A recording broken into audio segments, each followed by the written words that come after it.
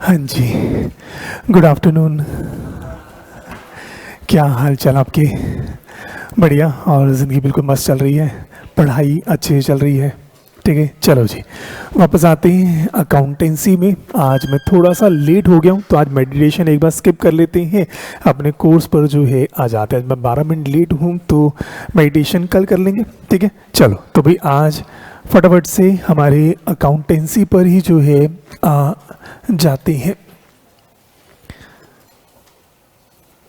Online बच्चा कह रहे सर भगवान करे आपकी उम्र कितनी लंबी हो, आपकी उम्र लंबी हो, आपको 100 साल तक जिए। क्यों?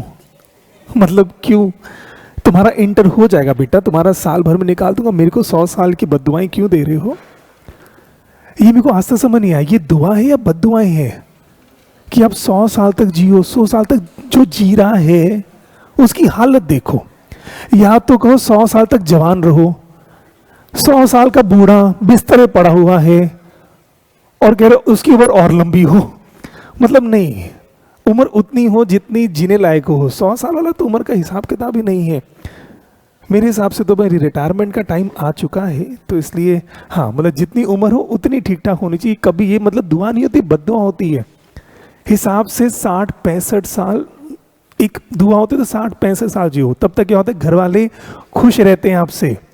उसके बाद अखड़ते हैं, मतलब बुरा मत मानना, पर 60-65-70 मान लो, 75 मान लो, उसके ऊपर का तो मतलब जिस दिन आपने बिस्तर पकड़ लिया उस दिन सारा गड़बड़ जो है हो जाता है। तो दुआ तो ये होती है, अभी बिस्तर मत पकड़ो, स्वस्थ रहो, मानसिक भी शारीरिक, तब तक जियो। और अगर आप मानसिक बीमार हैं या शारीरिक बीमार रोगी हो गए हैं, उस समय अगर छोड़ दो तो थोड़ा सा बढ़िया जो है रहेगा।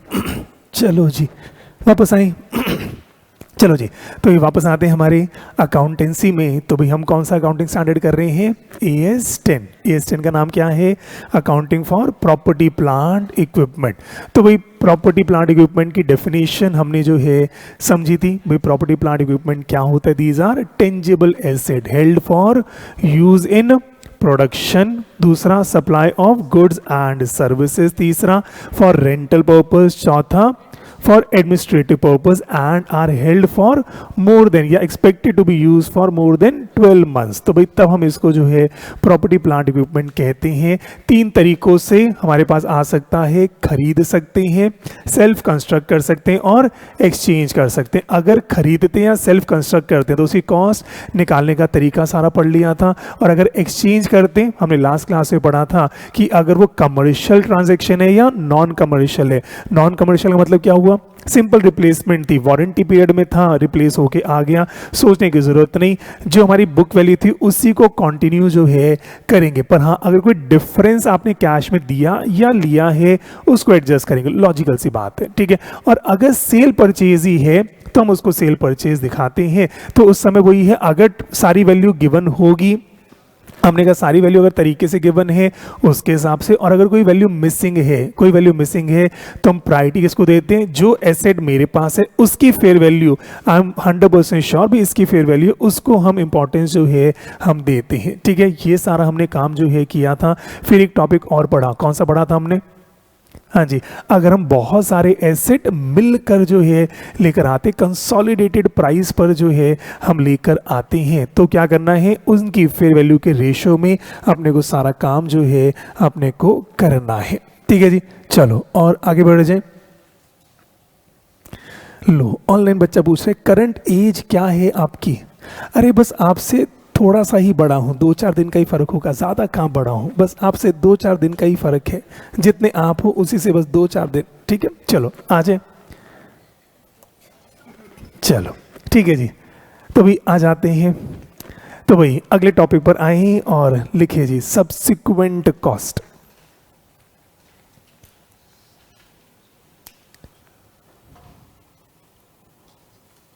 Subsequent cost. ठीक है जी, लो यहां तो मेरे शादी के रिश्ते आ रहे हैं इस समय ऑनलाइन। पढ़ाई पर बेटा ध्यान दो। सर आपकी शादी का क्या सीन चल रहा है बताओ? तुम्हें क्या मेरी खुशी अच्छी नहीं लग रही है? नहीं बताओ। चलो सब्सिक्वेंट कॉस्ट, ठीक है, तो वो समझिए हमने बिल्डिंग जो है हमने खरीद ली है, या हमने मशीनरी जो है खरीद ली है, हमने कोई प्रॉपर्टी जो है हमने खरीद ली है। तो भाई सब्सिक्वेंट कॉस्ट, हमने कहा जब बिल्डिंग खरीदी उसको रेडी टू यूज़ तक हमने जितना खर्चा करना था कर दिया, एसी आया इंस्टॉल हमने जो है कर दिया, हमने मशीनरी खरीदी इंस्टॉल तक का सारा खर्चा कैपिटलाइज करना है। अब उसके बाद में भी उस एसी पर खर्चा होता है, बाद में उस बिल्डिंग पर खर्चा होता है, बाद में उस कार पर भी खर्चा होता है, बाद में उस मशीनरी पर खर्चा होता है। उस खर्चे का क्या करना है? तो हमने खर्चा किस प्रकार का होगा?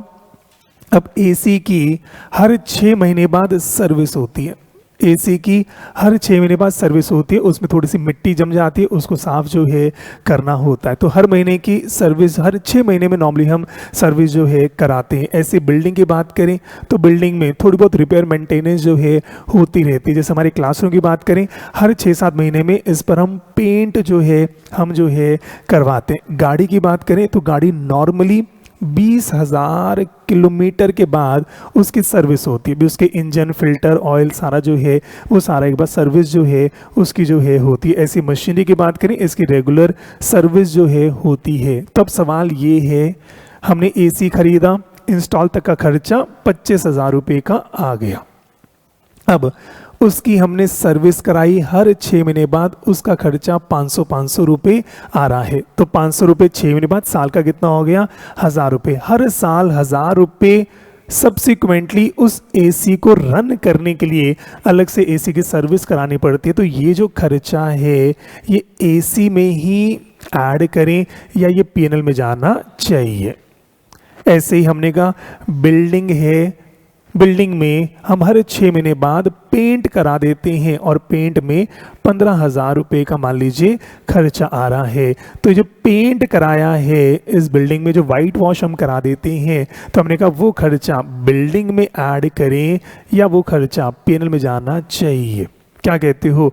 ऐसी गाड़ी की बात करें, गाड़ी हर 20,000 किलोमीटर के बाद उसकी सर्विस जो है होती है, एसी की सर्विस होती है, आपके टायर की अलाइनमेंट होती है, हमने कहा थोड़ा बॉडी वॉश होता है, सीट की आपकी ड्राई क्लीन जो है होता है। तो वो जो खर्चा हो रहा है तो वो पीएनएल में जाना चाहिए या गाड़ी की कॉस्ट में ही ऐड करके उस पर डेप्रिसिएशन लगाना चाहिए? भी गाड़ी की कॉस्ट में ऐड करेंगे मतलब डेप्रिसिएशन लगाएंगे, पीएनएल का मतलब सीधा पीएनएल में जो है लेकर जाएंगे। तो लो जी, क्या आप कहते हो? आप इसे पूछ रहा हूँ, सीधा पीएनएल में लेकर जाएं या गाड़ी की एसी की बिल्डिंग की कॉस्ट में ऐड करके इस पर डेप्रिसिएशन पीएनएल में लेकर जाएं? तो भाई कितने कह रहे हैं सीधा पीएनएल में लेकर चले जाएं? कई सारे बच्चे। और कितने कह रहे हैं कॉस्ट में लेके डेप्रिसिएशन इसकी लेनी चाहिए? तो भाई कई सारे बच्चे। तो बाकी क्या कह रहे हैं?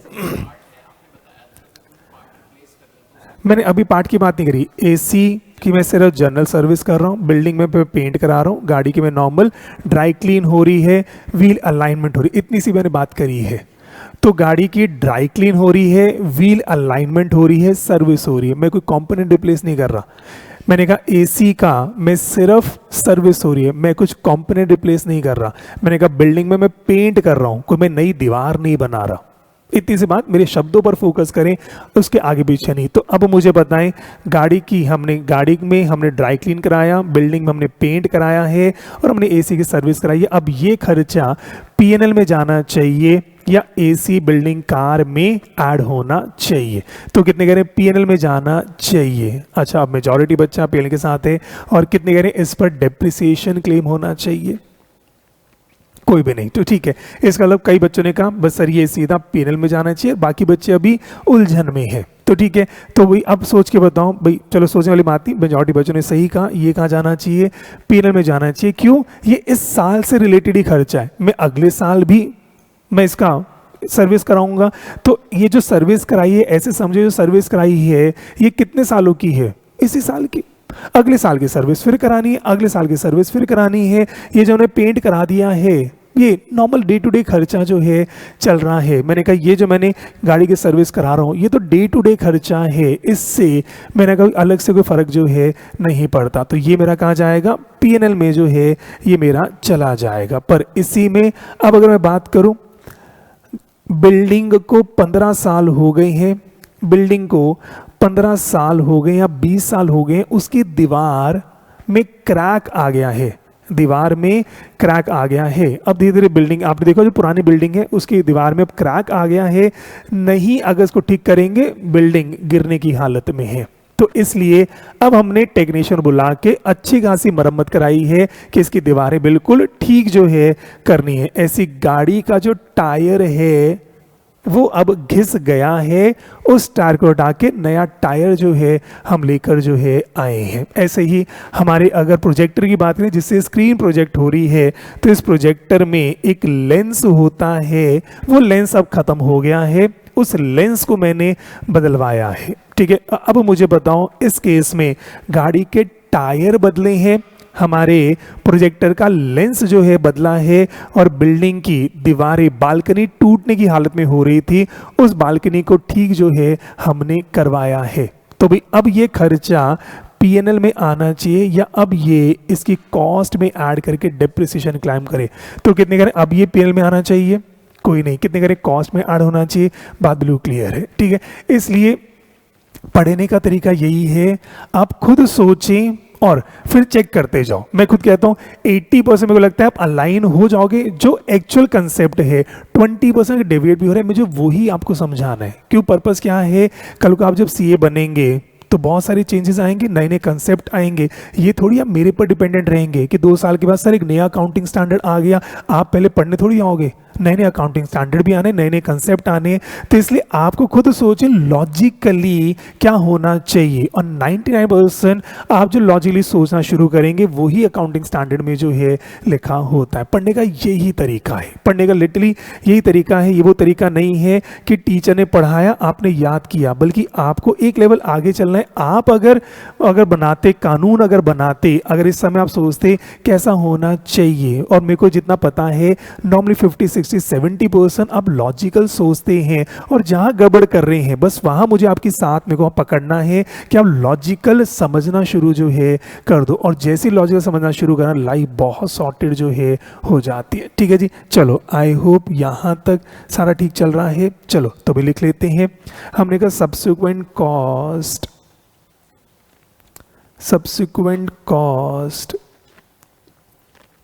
लो जी, 2 प्रकार की हो सकती है। तो हमने कहा cost incurred on day to day basis on repair and maintenance. जो हम रेगुलरली रेकरिंग खर्चा है, पेंट कराना रेकरिंग है, गाड़ी की सर्विस कराना रेकरिंग है, वो आपको करवानी ही चाहिए। कोई नहीं कराए बात अलग है, पर आइली हर साल गाड़ी की सर्विस होनी चाहिए, हर साल पेंट होना चाहिए, हर साल ये छोटे बड़े खर्चे रिपेयर एंड मेंटेनेंस के जो है होने चाहिए। तो हमने कहा ये खर्चा अगर किया है तो ये कहा जाना चाहिए charge to PNL, charge to PNL. I hope क्या ये बात ठीक है? ठीक है जी। और दूसरा हमने कहा replacement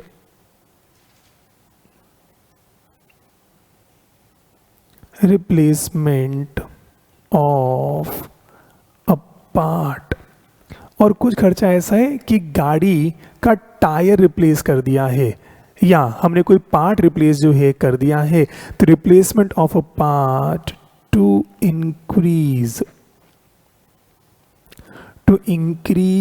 the life oblique efficiency, to increase the life or efficiency of property plant equipment। और कई बार हमने कोई कंपोनेंट बदला है, उससे उस कंपोनेंट की लाइफ बढ़ गई है या उसकी एफिशिएंसी जो है बढ़ गई। अगर ऐसा कुछ है तो उस केस में क्या करना चाहिए, उस कॉस्ट को ऐड कर देना चाहिए, मतलब कैपिटलाइज जो है कर देना चाहिए। तो भी लिख लें capitalise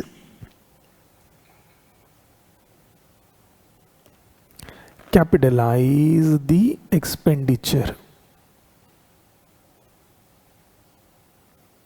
capitalise the expenditure.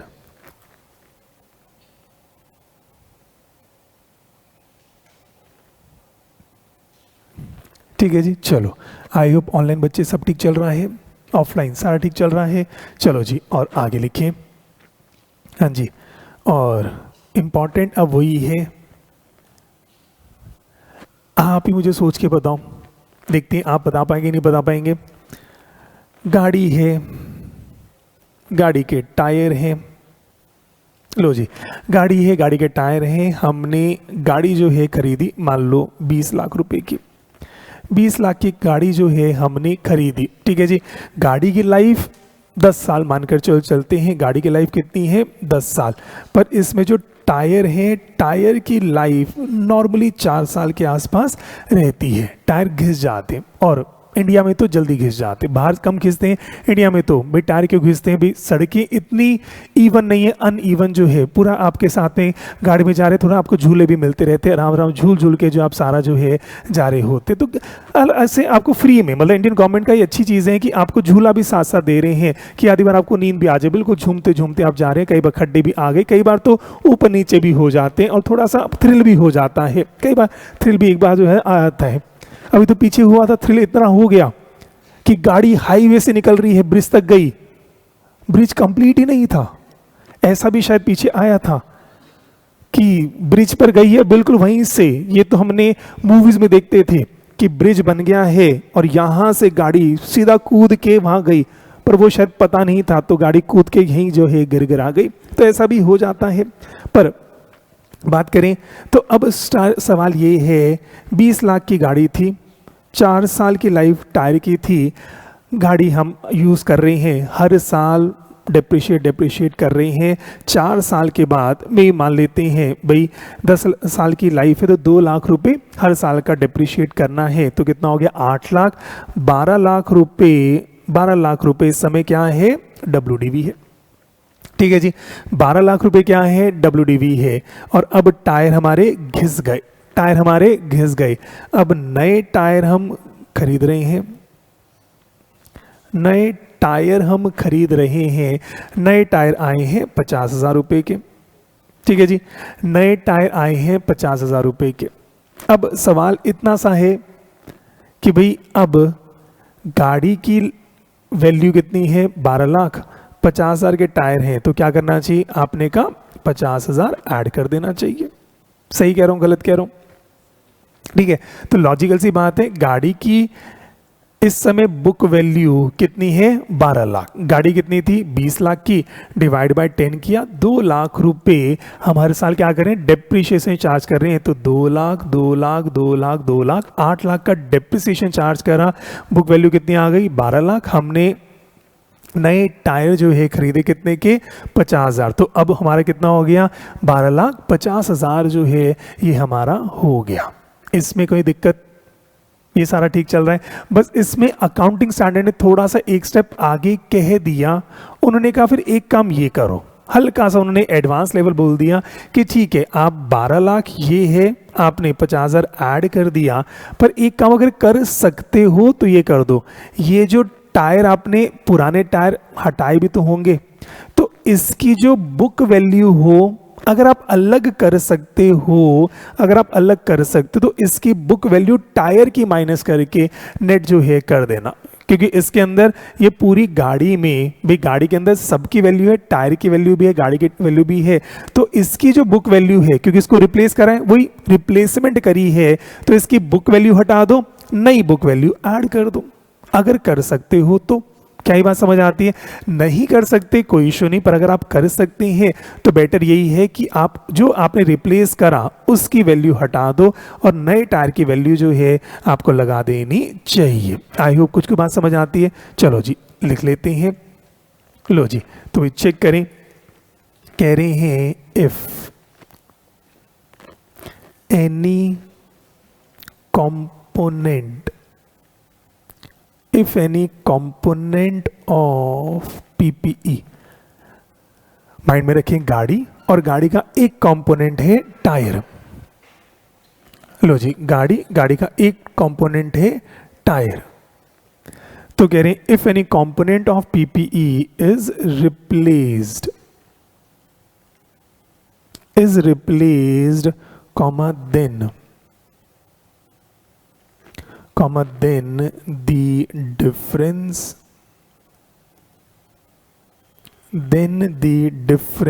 between cost of new component, नए टायर की कॉस्ट कितनी है, cost of new component purchased, जो नया टायर खरीदा है वो कितने रुपए का है, एंड बुक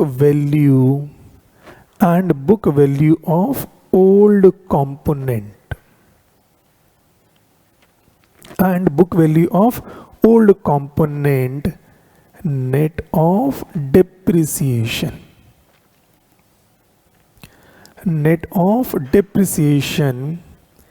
कह रहे हैं shall be adjusted to the cost of PPE। तो इन्होंने वही कहा, जो नए टायर हैं उनकी कॉस्ट को ऐड कर दो और जो पुराने टायर हटा रहे हो उनकी बुक वैल्यू को माइनस करके अपनी नई वैल्यू निकाल दो। वो थोड़ा सा बेटर जो है हो जाता है। ठीक है जी, थोड़ा सा बेटर जो है हो जाता है। और इसी पर एक सवाल करते हैं, इसी पर एक सवाल जो है कर लेते हैं। एग्जाम्पल नंबर कौन सा रहेगा हमारा, 4। एग्जाम्पल नंबर कौन सा रहेगा जी, 4। चलो जी चेक करें। एक्स लिमिटेड परचेज्ड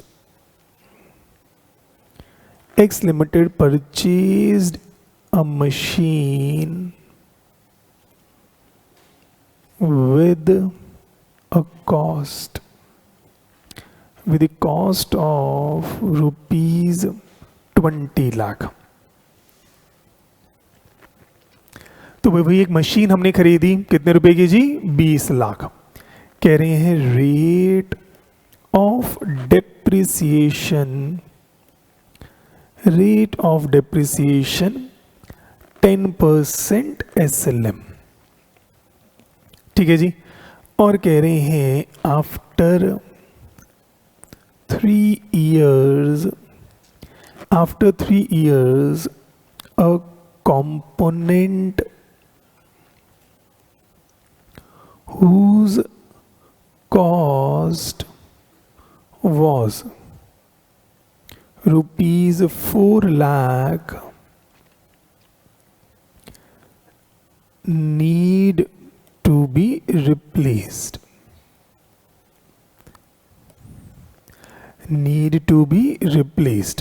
और कह रहे हैं करंट कॉस्ट ऑफ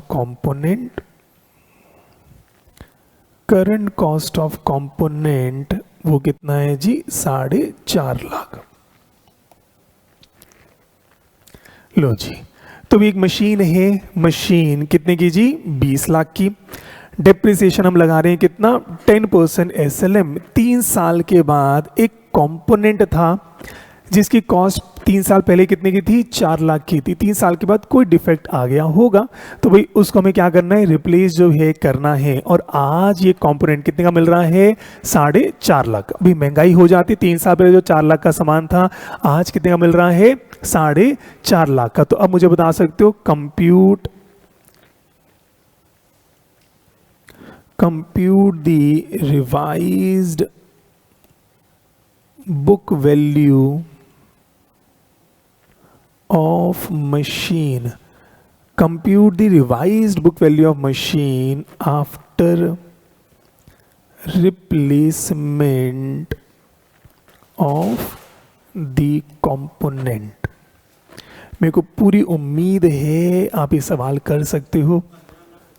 एक आंसर आ रहा है 15,70,000। आपका 15% सिलेबस जेन्युइन स्पीकिंग कंप्लीट होने की तैयारी है। मजाक में इंटर हो जाता है। AS2 प्रैक्टिस कर रहे होगे, एक एक सब्जेक्ट 5 MCQ कर पा रहे हो कि नहीं कर पा रहे, वो ISI का लेवल है। अब आपने देख लिया होगा, बस क्लास में मेरे को संभाल लो, क्लास में मुझे झेल लो, कंसेप्ट को पकड़ लो, उसके बाद जब ये अकाउंटिंग का खत्म होगा फिर किताब के सवाल करने शुरू करना, सब कुछ अच्छे से होता है। और हाँ, बस ये आपका होमवर्क रहता है और हर 9th डे मुझे याद करा देना, 10th डे मैं एक साथ आपके डाउट जो है लेता हूँ, तो एवरी 10th डे मैं आपके डाउट जो है लेता जाऊँगा। चलो जी बताएं, compute the revise book value. हाँ भाई, ऑनलाइन वाले बच्चों क्या कहते हो? ऑनलाइन से भी आ रहा है 15,70,000। ऑनलाइन सारे बच्चे कह रहे हैं 15,70,000।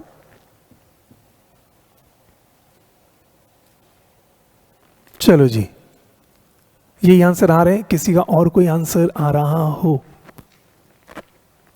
हाँ जी, किसी का और कोई आंसर आ रहा हो? सबका ऑनलाइन आंसर आ रहा है 15,70,000। कैसे करना है? लो जी, सिंपल सा काम। लो जी, चेक करें। कह रहे हैं कॉस्ट ऑफ मशीन। लो जी, मशीन की कॉस्ट कितनी थी हमारे पास? 20 लाख। हमने कहा जी लेस डेप्रिसिएशन फॉर 3 ईयर्स। बताओ जी, 3 साल का डेप्रिसिएशन कितना होगा? हमने कहा जी 20 lakh. Rate of interest, rate of depreciation कितना? 10%। 3 साल का कितना आएगा जी? 6 लाख। तो आपने कहा 6 लाख की डेप्रिसिएशन माइनस करेंगे, तो इस समय वैल्यू कितनी है? 14 लाख। वैल्यू कितनी है जी? 14 लाख। अब क्या करना है? इसमें से हमने कहा ऐड करना है। लो जी, ऐड करना है cost of new component. Cost of new component, new component कितने रुपए का है? 4.5 लाख का। माइंड में रखो, नए टायर आ रहे हैं, पुराने टायर जा भी रहे हैं, इसमें से लेस करो book value, book value of old component. Old component की बुक वैल्यू इस समय कितनी रही होगी? ओल्ड कंपोनेंट कितने का था? 4 लाख रुपए का। 4 लाख में से डेप्रिसिएशन माइनस करें 10% का 3 सालों का, तो कितना आया? 120। 120 माइनस करो, कितना आया? 280। तो 280 के टायर थे, 280 का ये कंपोनेंट था, इसको माइनस करना है, 4.5 लाख ऐड करना है, तो बताओ जी ये कितना आ गया? 170। तो हमने कहा 4.5 लाख के नए टायर हैं, उसको हमने ऐड किया, 280 के पुराने टायर हैं, उनको हमने हटा दिया। तो अब मेरी जो कॉस्ट है, बुक वैल्यू है, revised book value, revised book value वो कितना जी? 15,70,000। कितना आया जी? 15,70,000। ऑनलाइन भी शायद सबने आंसर ये जो है दे दिया है। ठीक है जी, इसमें किसी को कोई भी डाउट हो? कर पा रहे हो अच्छे से? कंफर्टेबल चल रहा है? चलो जी, अब अगले टॉपिक पर आते हैं। ये सारे नए नए टॉपिक। अब एक फाउंडेशन का टॉपिक फिर से रिवाइज कर लेते हैं। टॉपिक का नाम क्या है? डेप्रिसिएशन। लो जी, अब फाउंडेशन का टॉपिक रिवाइज कर लेते हैं। फाउंडेशन तो पूरा एक चैप्टर ही था। डेप्रिसिएशन, किसी को डेफिनेशन याद हो डेप्रिसिएशन की? डेप्रिसिएशन की डेफिनेशन किसी को याद हो? It is a systematic allocation of depreciable amount, depreciable amount over its useful life. ठीक है जी, तो भी लिख लें। कह रहे हैं डेप्रिसिएशन क्या होता है? It is a systematic. तभी सीए फाउंडेशन में पूरा ये सब्जेक्ट आपका चैप्टर था अकाउंट्स में, डेप्रिसिएशन, और यहीं से क्लास की शुरुआत करी थी। डेप्रिसिएशन क्या होता है? It's a very systematic allocation of depreciable amount. और याद है डेप्रिशिएबल अमाउंट किसको बोलते हैं? हाँ जी, डेप्रिशिएबल अमाउंट किसको बोलते हैं? Cost minus scrap value, cost minus scrap value. तो कह रहे डेप्रिशिएबल अमाउंट, हाँ जी, over its useful life. It's a systematic allocation of depreciable amount over its useful life। और लिख लो depreciable amount,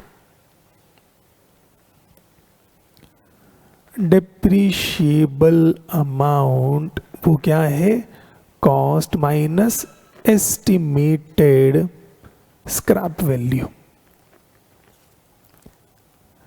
तभी बताना इंटर में नए टॉपिक्स भी हैं, पुराने की रिवीजन जो है साथ साथ जो है चलती है, इसलिए फाउंडेशन अच्छे से पढ़ रखा है तो इंटर में कंफर्टेबल रहोगे। और जिसने फाउंडेशन में अच्छे से नहीं पढ़ा होता उसको थोड़ी सी दिक्कत जो है आती है। वही सी फाइल की बात करें, सी फाइल में तो ज़्यादा टॉपिक है ही नहीं, अकाउंटेंसी में तो बिल्कुल भी नहीं है, ठीक है। तो होता क्या, फाइनल में तो अकाउंटेंसी में एक्चुअल में टॉपिक ज़्यादा नहीं है, फाइनल में तो सिर्फ फाउंडेशन इंटर की रिविजन जो है वो आपकी जो है रही। कहने को इंड एएस पढ़ाने हैं पर उसमें ऑलमोस्ट अकाउंटिंग स्टैंडर्ड का ही कंसेप्ट जो है चलता है। इसलिए अगर फाउंडेशन इंटर अच्छे से पढ़ लिया, इंटर मतलब फाइनल का अकाउंट्स की बात करूं वो तो कॉम्प्लीमेंट्री जो है वो आपका जो है रह जाता है। क्यों? क्योंकि बात वही है, इस समय मतलब इंटर का जो सिलेबस है ना वो सबसे ज़्यादा क्रूशियल है। क्यों? ये इतना सिलेबस है, ये करने के बाद आप सीधा कहाँ जा सकते हो? ट्रेनिंग में जो है जा सकते हो। तो आपको इतनी नॉलेज मिल गई है और क्योंकि आप ऑफिस जा चुके हो तो आपको सारा काम आगे जो है आ जाता है। तो इंटर में इतना आपको पढ़ा रहे हैं तो इंटर का सिलेबस थोड़ा सा एक्स्ट्रा मान के चलते हैं, पर पूरा साल है। पर पर्पस वही है कि ये नॉलेज आपको इतनी देनी है कि आप ऑफिस में जा सकें। इसलिए अकाउंट्स की ऑलमोस्ट सारी नॉलेज जो है आपको यही दे देंगे। आपको इनकम टैक्स जीएसटी इतना तरीके से पढ़ा देते हैं कि आप उसको निकालना सीख सकते हैं। तो फाइनल में ज़्यादा कुछ भी नहीं है, मतलब जनरल बता रहा हूँ, फाइनल में सिर्फ थोड़ा सा टॉपिक रह गया है। अगर जिसने इंटर अच्छे से कर लिया फाइनल तो बहुत ईजिली जो है कर सकता है। ठीक है जी, चलो फिर आगे आ जाओ। और अब इम्पॉर्टेंट है, अब एक नई चीज अपने को सीखनी है। कह रहे हैं AS10, हाँ जी, AS10 प्रोवाइड्स। अब एक नई चीज पर आते हैं, AS10 प्रोवाइड्स फॉर। लो जी, इस बात को अब ध्यान से समझना और मेरे को लगता है आप शायद अप्रिशिएट भी कर पाएंगे। किसी बच्चे ने पूछा नहीं तो कई बार यहाँ बच्चों के मन में डाउट आता है। इसी में अगर सवाल ध्यान समझना, हमारे पास एक कार थी, इस बात को अब ध्यान से समझना, खुद ही इस कंसेप्ट को बनाओ। हमारे पास एक कार है, कार कितनी खरीदी थी हमने? 20 लाख की। कार हमने खरीदी कितने की? 20 लाख की। लाइफ कितनी है कार की? 10 साल। ठीक है जी, लाइफ है कार की कितनी? 10 साल। पर पहले से पता है इसमें टायर हैं, इसमें टायर हैं, उसकी लाइफ कितनी है? 4 साल। ठीक है, गाड़ी की लाइफ है 20 साल, टायर की लाइफ है कितनी? 4 साल। टायर मान लेते हैं कितने के हैं? 1 लाख के टायर मान लेते हैं एक बार। ठीक है, 1 लाख रुपए के टायर है, 25,000 का एक टायर हो गया, 4 टायर मान लीजिए, या मान लो 20,000 के टायर है, एक टायर पीछे आपका रहता है, एक्स्ट्रा टायर रखते हैं, तो 5 टायर है या 4 टायर है। हमने कहा 1 लाख के टोटल टायर इसमें है। ठीक है, और मुझे पहले से पता है इसकी लाइफ कितनी है? 4 साल। मुझे पहले से पता है 4 साल के बाद ये टायर रिप्लेस होंगे, फिर मे बी 1.25 लाख के टायर कितने पड़ेंगे? पहले से पता है हर 4 साल के बाद मुझे टायर को रिप्लेस जो है करना पड़ेगा। ये बात तो क्लियर है। तो अब क्या एक तरीका वही था, हमने 20 लाख को जो मैंने अभी पिछले सवाल में कराया डिवाइड बाय 10 किया, 2 लाख 2 लाख 2 लाख डिप्रिसिएशन कर रहा हूं। एक तरीका ये है, और ऐसे ने कहा ये ऐसे नहीं करना चाहिए। आइडियली इसके 2 टुकड़े करो, 19 लाख और 1 लाख होना ये चाहिए। इस 1 लाख की लाइफ कितनी है? 4 साल। इस 19 लाख जो बाकी बॉडी है उसकी लाइफ कितनी है? 10 साल। तो हिसाब क्या होना चाहिए? हिसाब से तो ये होना चाहिए इसको 4 साल में डिप्रिशिएट करो। क्यों? इसकी लाइफ 4 साल है तो इसका 25,000 डिप्रिसिएशन होना चाहिए। और ये जो 19 लाख है इसको 10 साल में आप डिप्रिशिएट करो तो कितना आ गया? मे बी 1,90,000 आया। और ये टोटल डिप्रिसिएशन जो है आपका लगना चाहिए। क्या ये बात समझ आती है? और अगर ये आपका लगा तो प्रैक्टिकली फिर जो हमने ऊपर ये जो काम किया था ये बहुत तरीके से सही हो जाएगा। कैसे होगा? प्रैक्टिकली उन्होंने कहा आपने ये सिस्टम गलत जो है किया। होना क्या चाहिए था? ये जो 4 लाख की बुक वैल्यू थी इसको हमें 3-4 साल में ही डिप्रिशिएट कर देना चाहिए था। तो मान लो अगर 3 साल की इसकी लाइफ होती तो इस समय इसकी बुक वैल्यू क्या होती? नील हो जाती। क्योंकि आज मैं रिप्लेस करा है, वैल्यू तो खत्म थी इसकी वैल्यू नील हो जानी चाहिए थी। और हमने कहा आइडली ये 14 लाख नहीं, इसको क्या करना चाहिए था? 20 लाख के हमें 4 लाख अलग करते, 16 लाख अलग जो है करते। जब भी सवाल मुझे कराने हैं धीरे लेवल बढ़ाएंगे तो हमने कहा 16 लाख को डिप्रिशिएट कैसे करूंगा? 10% के हिसाब से जो है करता जाऊंगा। ये अलग डिप्रिसिएशन चलेगा, इसका अलग डिप्रिसिएशन चलेगा। और हमने कहा बाद में ये रिप्लेस हुआ, अगर कोई वैल्यू बीच में बच गई वो प्लस माइनस जो है अपने को जो है करना है। क्या ये बात समझ आती है? ये तरीका बेटर है या पूरी कार को ही 10% के हिसाब से करना बेटर है? ये तरीका ठीक है। पर वही वाली बात है, कहना आसान है पर इंप्लीमेंट करना बहुत मुश्किल होता है। कहना तो आसान, हमने कहा तरीका तो बहुत अच्छा है। तो बात वही है, गाड़ी की लाइफ आपने कहा 10 साल है पर इसके अंदर तो बहुत सारे कंपोनेंट है ना। फिर आपने कहा टायर की लाइफ अलग होती है, एसी की लाइफ अलग होती है, एसी भी रिप्लेस होता है, इंजन की लाइफ अलग होती है, बॉडी की लाइफ अलग होती है। कहना बड़ा मुश्किल है पर ऐसे ने कह के छोड़ दिया, आपका मन करे आपके ऊपर है। कह रहे क्यों? क्योंकि डेप्रिसिएशन है क्या? सिस्टमैटिक एलोकेशन है। ये आपको डिसाइड करना है कि आप कैसे जो है करोगे। जैसे हमारी खुद की बात करें, ये जो प्रोजेक्टर है जिससे हम इसको प्रोजेक्ट कर रहे हैं, जिससे हम इसको प्रोजेक्ट जो है कर रहे हैं, तो वो क्या होता है? एक ऐसे मान लीजिए एक मशीन है, उसमें एक लेंस है, इससे क्या होता है? स्क्रीन पर प्रोजेक्ट जो है होता है जैसे सिनेमा हॉल में। तो उसमें भी क्या होता है? इस प्रोजेक्टर की कॉस्ट मान लो 2 लाख रुपए की है। इस प्रोजेक्टर की कॉस्ट कितनी है? 2 लाख रुपए की कॉस्ट है, जिसमें ये जो लेंस है इसकी कॉस्ट है 1.5 लाख की। बाकी जो बॉडी है उसकी कॉस्ट कितनी होती है? 50,000 की। ये जो लेंस है इसकी लाइफ होती है 2 साल। ये जो लेंस है इसकी लाइफ है 2 साल और ये जो बॉडी है इसकी लाइफ है 10 साल। क्योंकि इस बॉडी का कुछ नहीं, जो ऊपर प्रोजेक्टर है सिर्फ लेंस, क्योंकि स्क्रीन कर रहा है ये धीमा होता है, जैसे बल्ब होता है ना ये धीरे धीरे डिम हो जाता है। तो जो लेंस है उसकी लाइफ 2 साल ही है, बाकी बॉडी की लाइफ कितनी है? 10 साल है।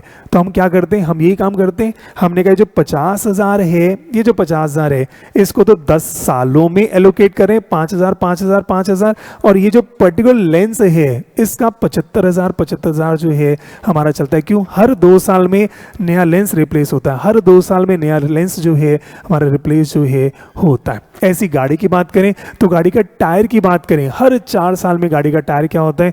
वो हमारा रिप्लेस जो है होता है। तो इसलिए क्या करें? अकाउंटिंग स्टैंडर्ड 10 प्रोवाइड्स फॉर, तो कह रहे हैं आप चाहें तो ये कर दें। चीज तो बहुत अच्छी है और एक्चुअल में सिस्टमैटिक है, पर वही बात है आप इंप्लीमेंट करा पाओगे नहीं करा पाओगे, ये जिम्मेदारी किसकी है? आपके कंधों पर है।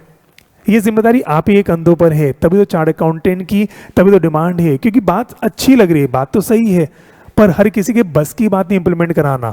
तो उनको कोई ऐसा समझदार चाहिए। सोचो दुनिया को लगता है आप समझदार हो, बस ये अंधविश्वास फैले रहना चाहिए। वैसे आपको पता है, जाकर देखो आईक्यू आपका कितना है, पर ऐसे मार्केट में लगता है सबको जो सीए का बच्चा है उसका आईक्यू अच्छा है, क्योंकि है बाकियों से अच्छा है।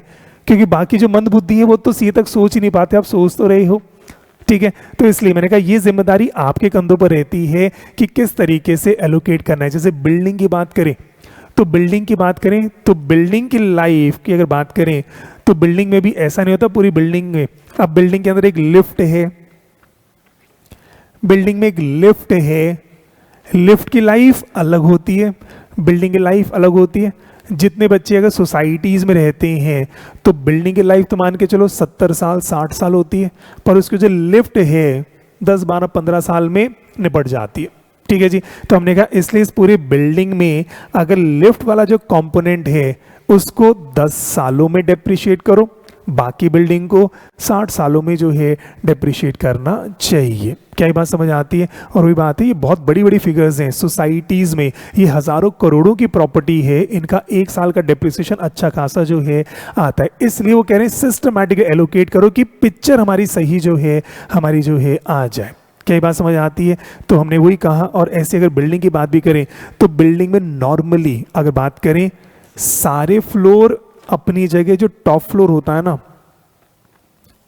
जो टॉप फ्लोर होता है, क्योंकि सनरेज सबसे ज़्यादा इस पर जो है पड़ती, बारिश जब हो रही है तो इसकी दीवार सीलन आने के चांसेस सबसे ज़्यादा होते हैं। तो बारिश आपकी जब आती है आंधी तूफान, तो जो टॉप फ्लोर जो है वो सबसे ज़्यादा, तो इसकी लाइफ हमेशा कम होती है। टॉप फ्लोर की लाइफ हमेशा कम होती है। क्यों? सबसे ज़्यादा धूप इसी पे पड़ रही है, बारिश इसी पर आ रही है, आंधी तूफान, मिट्टी की बात भी करें तो सब कुछ यहीं पर होता है। इसलिए टॉप फ्लोर की लाइफ कंपैरेटिवली कम होती है बाकी फ्लोर से। तो करें बिल्डिंग की बात भी करें तो बिल्डिंग के सारे फ्लोर में टॉप फ्लोर को अलग डेप्रिशिएट करो, उससे मरम्मत ज़्यादा होती है, बाकी सबको अलग डेप्रिशिएट करो, लिफ्ट को अलग डेप्रिशिएट करो, जैसे जैसे आपको ठीक लगे। जितने कंपोनेंट आपको बनाने हैं आप उसके हिसाब से डेप्रिसिएशन करना चाहिए।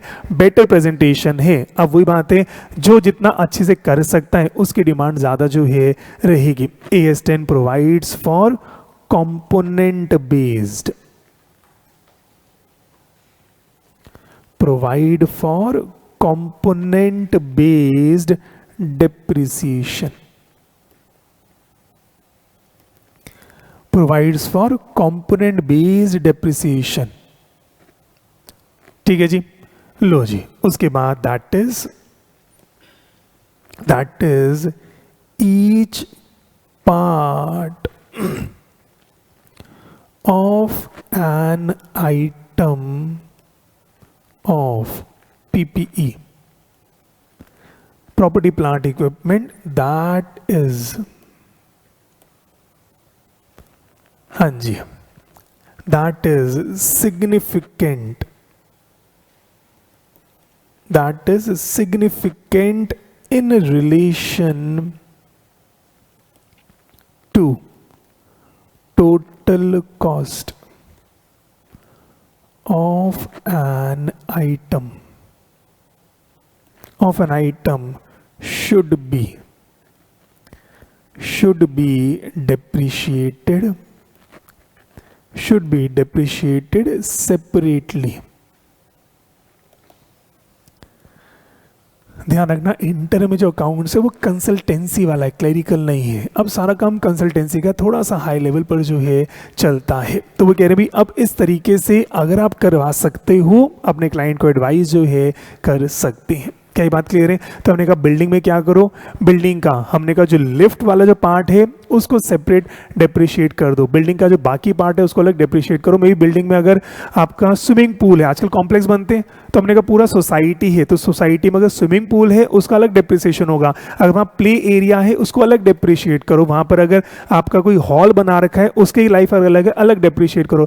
रेजिडेंशियल क्वार्टर्स हैं उनको अलग डेप्रिशिएट करो। आजकल आपकी सोसाइटी मार्केट भी होती है, जो आपको समझ आता है जिसकी लाइफ अलग अलग है, जिसकी लाइफ अलग अलग है उनको डेप्रिशिएट अलग जो है करना चाहिए। तो सिस्टमैटिकली एलोकेट जो है होगा। इतनी बात क्लियर है? ऑनलाइन बच्चे का इतना प्यारा सा मासूम सा डाउट आया, कह रहे सर आपने कहा बिल्डिंग है, ध्यान से समझना और मुझे बताना आप क्या कहना चाहते हो, आपसे बनवाना चाहूंगा। सर बिल्डिंग है, लो जी सर बिल्डिंग है, हमें आपकी बात समझ आ गई।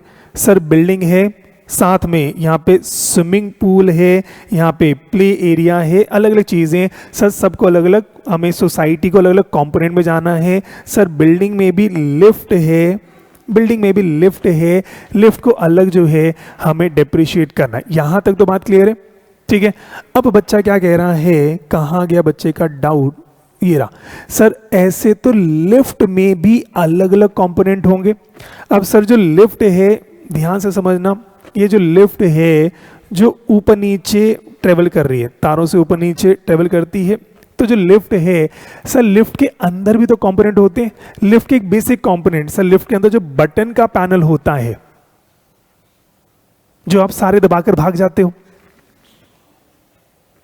वो जो बटन का पैनल होता है, लिफ्ट की लाइफ 10 साल है, पर उसका जो बटन का जो पैनल है उसकी लाइफ 4 साल है।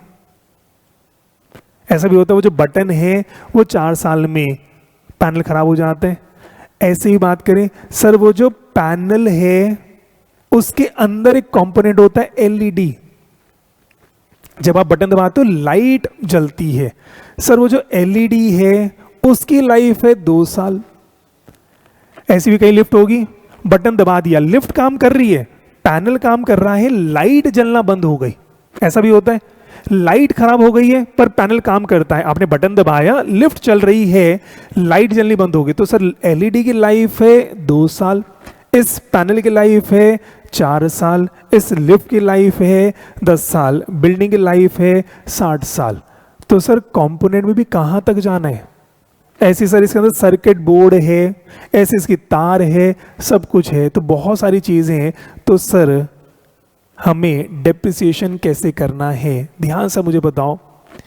60 साल 10 साल ये तो आया सर। 10 के अंदर ये जो पैनल है उसका है 4 साल, उसके अंदर एलईडी है, वो जो बल्ब है, लाइट है, वो है 2 साल। तो क्या मुझे इसको 2 साल डेप्रिशिएट करना है, इसको 4 साल करना है, लिफ्ट को 10 साल करना है और बिल्डिंग को 60 साल करना है? ऐसे करें या लिफ्ट और बिल्डिंग रखें? हाँ जी, लिफ्ट और बिल्डिंग रखें या लिफ्ट के अंदर भी पैनल और एलईडी करें? हाँ जी, ऑनलाइन बच्चे क्या कह रहे हैं, ऑफलाइन क्या कह रहे हैं, आराम आराम से आप सोच के बताओ। हाँ जी, हाँ सारे कंपोनेंट हैं, ये भी कंपोनेंट है, उसके अंदर का एक कंपोनेंट है, उसके अंदर का एक कंपोनेंट है, उसके अंदर का एक कंपोनेंट है, सारे के सारे कंपोनेंट हैं। तो भाई आपके हिसाब से क्या होना चाहिए? हाँ जी, तो भाई कितने कह रहे हैं सर? बिल्डिंग को और लिफ्ट को ही करना चाहिए, बस यहीं पर रुक जाए बहुत सारे बच्चे। और कितने कह रहे हैं सर सिस्टमैटिक चलना है? तो सर इसके अंदर पैनल और एलईडी इतना माइन्यूट तक हमें जाना चाहिए, कोई भी नहीं। उसका रीजन क्या है? मेरे को पता उसका रीजन क्या है सर, इतनी कैलकुलेशन हम तो ना करते। आपका एक ही डिसीजन होता है सर, इसमें मेहनत ज्यादा है। मैं आपको बता रहा हूं, आप कॉमर्स वाले बच्चे हो और कोई नहीं है। यहां तक तो आपके मन में क्या था, कर लेंगे। यहां पर लगा इतना करना पड़ेगा, हम ना करते। यही सच्चे से बताना, ये डिसीजन ना यहां तक तो इतना तो हो जाएगा। इसमें तो आपको ना इंटरेस्ट जाग रहा था, मजा आ रहा था, अरे ये ठीक है, बड़ा अच्छा लग रहा है, हाँ हाँ हाँ कंपोनेंट बेस करेंगे। लगा इतना करेंगे, 2-2 साल पर जाएंगे, मेरी मेहनत बढ़ेगी, मैं आलसी और ये काम करूंगा, छोड़ो सर 2 पे ही चलते हैं। क्या अकाउंट्स ऐसे डिसीजन लोगे आप?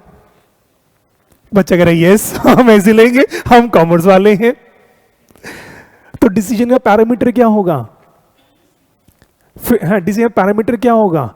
सिर्फ इसलिए कि ये टाइम कंज्यूमिंग है, इंपॉर्टेंट। तभी देखो ना AS10 ने बहुत अच्छे से लिखा था, अभी लॉजिकली यही तो मैं आपसे चाह रहा हूं। उसने क्या बोला, कंपोनेंट बेस पर जाओ, अच्छी बात है, ईच पार्ट करो, पर इतना भी अंदर मत घुस जाना कि जो पर्पस है वही डिफीट हो गया। इसलिए कह रहे हैं सर मटेरियलिटी कंसेप्ट स्टार्टिंग से चलता है, अकाउंट से मटेरियलिटी कंसेप्ट हमेशा चलेगा। मटेरियलिटी कंसेप्ट क्या होता है? जो मटेरियल है, जो इंपॉर्टेंट है, उस पर अगर आप इतनी बारीकी में जाओगे ना, फिर आप कहीं पर नहीं जा पाओगे। स्कूल में बिजनेस स्टडीज में एक कंसेप्ट था, बिजनेस का भी एक कंसेप्ट होता है, याद है? स्कूल में एक सब्जेक्ट था, नहीं आपके एक्सप्रेशन थे, स्कूल एक ऑर्गेनाइजेशन, बिल्डिंग कुछ थी, उसमें टीचर्स होते थे, पढ़ाते थे स्कूल में 11th 12th बिजनेस स्टडीज। ऐसा लग रहा है सर हम तो स्कूल गए ही नहीं, बंक मारा था।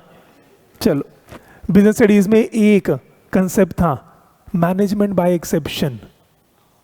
हाँ, उसके बाद था क्या? हाँ सर आप ही बोलो, मैं अच्छा लग रहा है, बड़ा मजा आ रहा है। मैनेजमेंट बाय एक्सेप्शन क्या था? हाँ बच्चा कह रहे क्या था? हाँ वही पूछो क्या था मैनेजमेंट बाय एक्सेप्शन? ऐसा कुछ शायद क्रिटिकल पॉइंट पे, if you start controlling each and everything you will and up controlling nothing. हाँ, और एक्चुअल बात वही है, अगर आप सब चीज पर कंट्रोल करोगे ना, किसी पर नहीं होगा। जो इंपॉर्टेंट है उस पर फोकस करो। इसलिए इंपॉर्टेंट मैंने कहा वही, दैट इज सिग्निफिकेंट, जो इंपॉर्टेंट है in relation to total cost of PPE. हमने कहा टोटल कॉस्ट इस बिल्डिंग में, हमने कहा ठीक है, बिल्डिंग के अंदर ये जो टोटल बिल्डिंग है उसमें बिल्डिंग की और लिफ्ट की वैल्यू अच्छी होती है, तो लिफ्ट और बिल्डिंग वैल्यू रिलेशन में अच्छा है। अब सोचें बिल्डिंग है आपकी मे बी 10 करोड़ की बिल्डिंग है, उसमें लिफ्ट में ही 50 लाख की एक रिलेशन है, ठीक है। तो हमने कहा इसको डेप्रिशिएट करना समझ आता है। 10 करोड़ की बिल्डिंग है, 50 लाख की लिफ्ट है, 100 रुपये का बल्ब एलईडी है, और आप कह रहे हो 100 रुपये का है, 2 साल इसको भी डेप्रिशिएट करेंगे, थोड़ा सा इडियोटिक हो जाता है। तो हमने कहा भाई जो कॉस्ट है उस पर अपने को डिपेंड करता है, तो करें टोटल कॉस्ट में अगर वो सिग्निफिकेंट है, ऐसी छोटी छोटी चीज़ों पर मत चलना, मटेरियल कंसेप्ट इसी पर चलता। जैसे एक छोटा सा एग्जाम्पल फाउंडेशन में दिया था, हमारा पैनल जो है 2 लाख रुपए का है, प्रोजेक्टर 2 लाख का प्रोजेक्टर है। ये जो पैनल है जिस पे लिख रहा हूँ राइटिंग बोर्ड, ये मान लीजिए 4 लाख का राइटिंग बोर्ड है। हमने कहा ये चीज़ें हैं, इनकी लाइफ है मान लो 4 साल 5 साल, तो इसको मैं डिप्रिशिएट कर रहा हूँ, इसको मैं डिप्रिशिएट करता हूँ। क्यों? 4 लाख 2 लाख ये हमारे लिए इंपॉर्टेंट फिगर जो है आ जाती है। पर ये जो पेन है, ये जो पेन है जिससे मैं लिख रहा हूँ, मान लेते हैं 2,000 रुपये का ही है, ये 2,000 रुपये का है और ये 4-5 साल चल जाता है, ये 4-5 साल चल जाता है, तो क्या इसको भी एसेट दिखाकर डिप्रिशिएट करूं या पेनल में ले जाऊं? मैंने कहा जो कैलकुलेटर है 250 रुपये का है, कैलकुलेटर 250 रुपये का है, 8-9 साल चल जाता है, मान लो 10 साल चल जाता है। अब 250 रुपये कैलकुलेटर है, 10 साल चलता है, तो क्या मैं 25 रुपये अपने पीएल में दिखाऊं? हमारा जो पीएनएल चल रहा है, हमारा जो रेवेन्यू चल रहा है, जो एक छोटा सा एग्जांपल होता है, हमारा रेवेन्यू जो है साल का कितना है, लगभग नहीं बता रहा, हाँ सब क्या ना एकदम से हो गया, पता बताओ सर, बड़ा मजा आएगा, बड़ा मजा आएगा। चलो हमारा जो रेवेन्यू है वो इन करोड़ में है, ऐसे मान लो। अब इन करोड़ में रेवेन्यू चल रहा है, मैं 25 रुपये की डेप्रिसिएशन लगाते भी अच्छा ही लगता।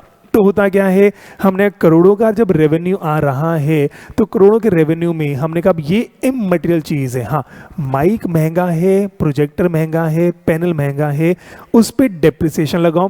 कैलकुलेटर खरीदा है, सीधा पैनल में ले जाओ। क्या बात समझ आती है? इस पे डेप्रिसिएशन लगा ही नहीं रहा। ऐसे ही बिल्डिंग के एलईडी पे जाते आते ना बहुत माइन्यूट हो जाएगा, इस पे इग्नोर मारना शुरू करो। हाँ एसेट है, लाइफ है 2 साल 3 साल, हमने कहा हमें मटेरियलिटी कंसेप्ट के साथ जो है वो चलना पड़ेगा। आई होप अब बात क्लियर है।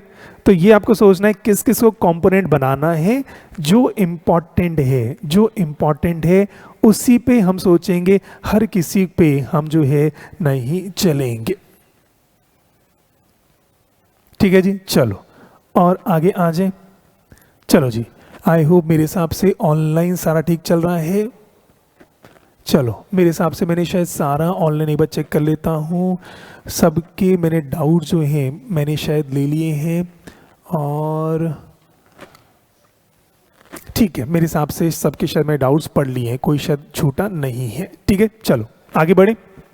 लो जी, तो भाई लिख लेते हैं फटाफट, इसका भी एक सवाल कर लें। Example number 5, example number 5। लो जी, कह रहे हैं X limited purchased, X limited purchased a building, X Limited purchase a building for ₹80 lakh. लो जी, बिल्डिंग की बात ही करते हैं। X Limited purchase a building of ₹80 lakh, कह रहे हैं it charged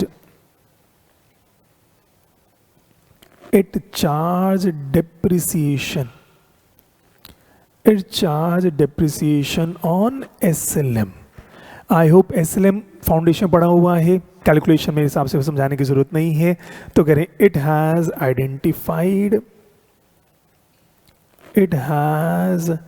identified the following components.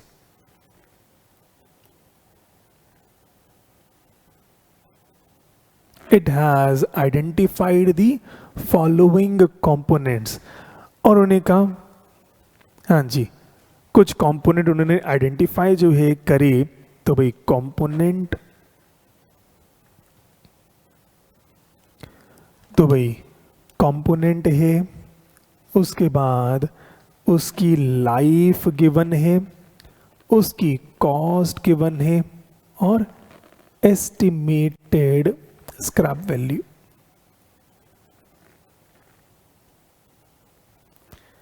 लो जी, हमने एक बिल्डिंग खरीदी है, तो पहला कंपोनेंट बिल्डिंग में लैंड होती है। तो बिल्डिंग खरीदी तो जमीन के साथ ही खरीदी होगी, है ना। बेसिक है, बिना जमीन के बिल्डिंग तो शायद नहीं खरीदेंगे ना, कि बिल्डिंग ले जाओ, जमीन हमारी। तो भाई जमीन के साथ खरीदी।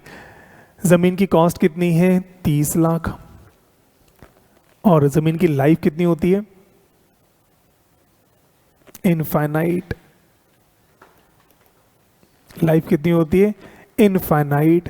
जमीन की लाइफ खराब कभी नहीं होती।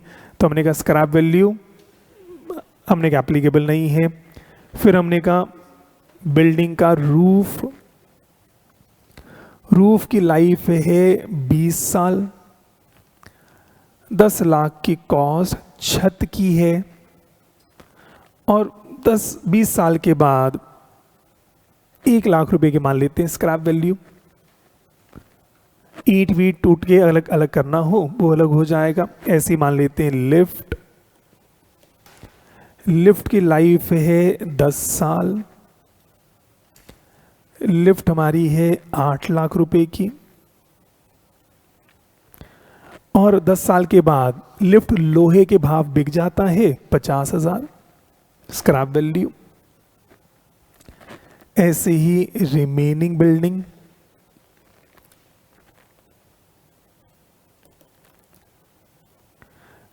बिल्डिंग मान लेते हैं 30 साल, 50 साल। और बाकी जो बिल्डिंग है 50 साल की लाइफ है। और जरा मेरे को सब्ट्रैक्ट करके बताना, 80 लाख टोटल बिल्डिंग का है, तो ये कितना हो गया? 32 लाख। तो ये 32 लाख की कॉस्ट इस पर एलोकेट करी, और जब ये बिल्डिंग तोड़ेंगे मान लो, तो 2 लाख रुपए इस बिल्डिंग के अलग से मिल जाएंगे। भी बिल्डिंग को बाद में जो तोड़ेंगे तो जो मलबा है, ईंट है, उसके मान लो 2 लाख रुपए मिल जाते। ठीक है जी। और बस आपसे वही कह रहे हैं, कंप्यूट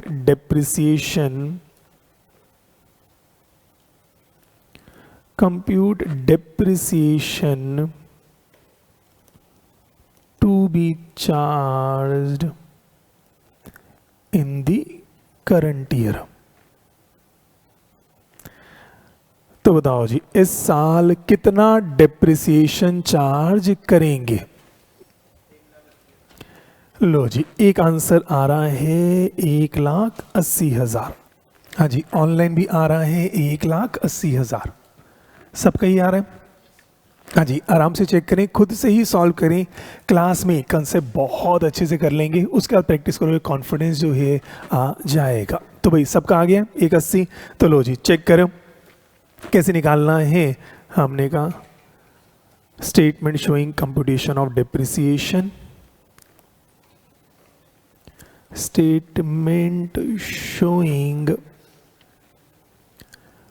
कंप्यूटेशन ऑफ डेप्रिसिएशन। लो जी, आराम से चेक करो, सबने 1,80 दिया है, तो एक उम्मीद है आपका आंसर बिल्कुल सही होगा। तो लो जी, चेक करें, कह रहे हैं कंपोनेंट और डेप्रिसिएशन इन रुपीज। लो जी, पहला कंपोनेंट क्या है? लैंड। पहला कंपोनेंट क्या है? लैंड। लैंड पर डेप्रिसिएशन कितना आएगा? हमने कहा निल। हाँ जी, अगर फॉर्मूले से भी लगाएं, अगर फॉर्मूला भी यूज करें, तो डेप्रिसिएशन क्या होगा?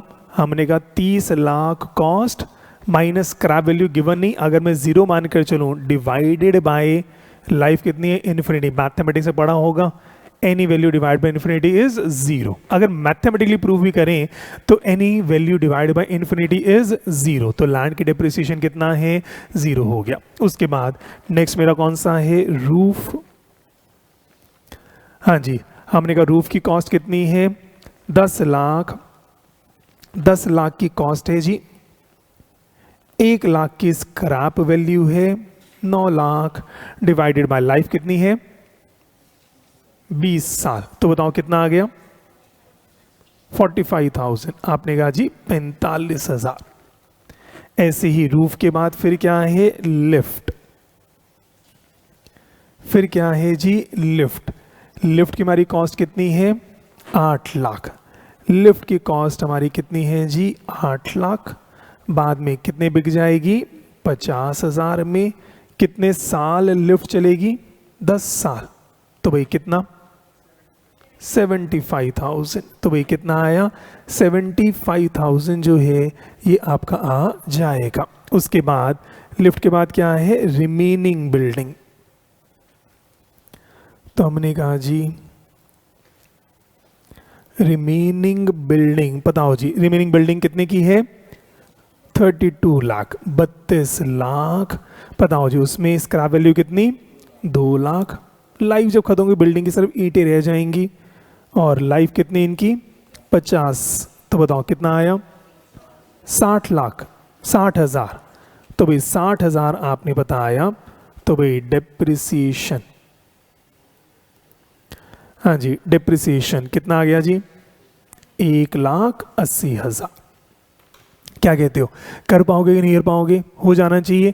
2 नंबर का एमसीक्यू में आने के चांसेस ज़्यादा हैं, बाकी यहाँ सब्जेक्टिव भी 2 नंबर 4 नंबर जो है ये आ जाता है। ठीक है, इसमें किसी को कोई भी डाउट हो, लो जी आराम से देख लो, किसी के मन में कोई भी दुविधा हो, सारा ठीक चल रहा है। चलो अब एक फाउंडेशन की मेरे को रिवीजन करानी है, आने के चांसेस कम है पर आपको बस रिवीजन है, फॉर्मेलिटी के लिए करवा देता हूँ। तो आगे लिखो, पहले एक लाइन लिख लो, कह रहे हैं डेप्रिसिएशन, ये सब फाउंडेशन ने पढ़ा है, depreciation of PPE starts when, जल्दी से मुझे बताओ डेप्रिसिएशन किस दिन से शुरू होती है, डेप्रिसिएशन किस दिन से शुरू होती है। ये फाउंडेशन पढ़ा था, जिस दिन मैंने ऑर्डर किया सामान, या जिस दिन सामान की डिलीवरी हुई, या जिस दिन सामान इंस्टॉल होके रेडी हो गया, जिस दिन रेडी टू यूज़ होता है, जिस दिन आपका तैयार है। एसी मैंने ऑर्डर किया उस दिन नहीं, पेमेंट करी उस दिन नहीं, एसी मेरे फैक्ट्री में आ गया उस दिन नहीं, एसी जब इंस्टॉल हो गया, टेस्ट हो गया, चेक हो गया, ओके रिपोर्ट आ गई, अब आप एसी को यूज़ कर सकते हो, उस दिन से डेप्रिसिएशन हमारी शुरू होगी। तो starts when it is available for use, it is available for use, available for use या रेडी फॉर यूज, चाहे आप यूज करें या ना करें, यूज करें या ना करें, डेप्रिसिएशन जिस दिन ये तैयार है उस दिन से जो है डेप्रिसिएशन शुरू हो जाएगा। आई होप क्या ये बात क्लियर है। और इसके लिए हमेशा, मुझे तो अपना याद है, आपको मैं शायद फाउंडेशन बताया था, मैंने अपनी कार कब परचेज करी थी, याद हो फाउंडेशन में चर्चा करी थी, मैंने अपनी कार, हमने जो कार परचेज करी थी वो कब करी थी, 1 मार्च 2020। हमने गाड़ी खरीदी थी 1 मार्च 2020 को, हमारे घर पर कार जो है आ गई थी, और 2020 मार्च में ही क्या लग गया था, लॉकडाउन। मार्च में ही लॉकडाउन लग गया था, और सवाल वही था, नई नई गाड़ी हम लेकर आए थे और 3-4 दिन गाड़ी बस चलाई होगी, उसके बाद क्या लग गया था, लॉकडाउन लग गया था। पूरे साल बस बालकनी से गाड़ी को ही निहारते रहे थे, गाड़ी 2020 में चली ही नहीं, 2020 में गाड़ी चली नहीं, तो डेप्रिसिएशन लगेगा कि नहीं लगेगा। जिस दिन गाड़ी मेरी तैयार थी, हमारे यहाँ रेडी टू यूज़ मतलब चलाने लायक है, अब आप चलाओ या ना चलाओ, डेप्रिसिएशन तो इसी दिन से जो है आपका लगना शुरू हो जाएगा। ठीक है, तो depreciation of property plant equipment starts when it is available for use, available है, अब आप यूज करो या ना करो। आपने एसी आज इंस्टॉल कर दिया, कितने लोग ऐसे होते हैं एसी इंस्टॉल कर लेते हैं सर्दियों में, क्यों कर लेते हैं, सस्ता पड़ता है, एसी इंस्टॉल कर लेते हैं सर्दियों में, क्योंकि इस समय आपको सस्ते रेट पर एसी जो है मिल जाता है। तो क्या करते हैं, एसी आपका जो है दिसंबर जनवरी में खरीद कर इंस्टॉल जो है कर लेते हैं। चलाएंगे कब, मार्च अप्रैल में चलाना शुरू करते हैं। पर जिस दिन इंस्टॉल हो गया है एसी का, उसी दिन से आइडियली डेप्रिसिएशन शुरू जो है हो जाना चाहिए। ठीक है जी, कंफर्टेबल है। चलो, तो भाई कह रहे हैं available for use and not when it is actually used।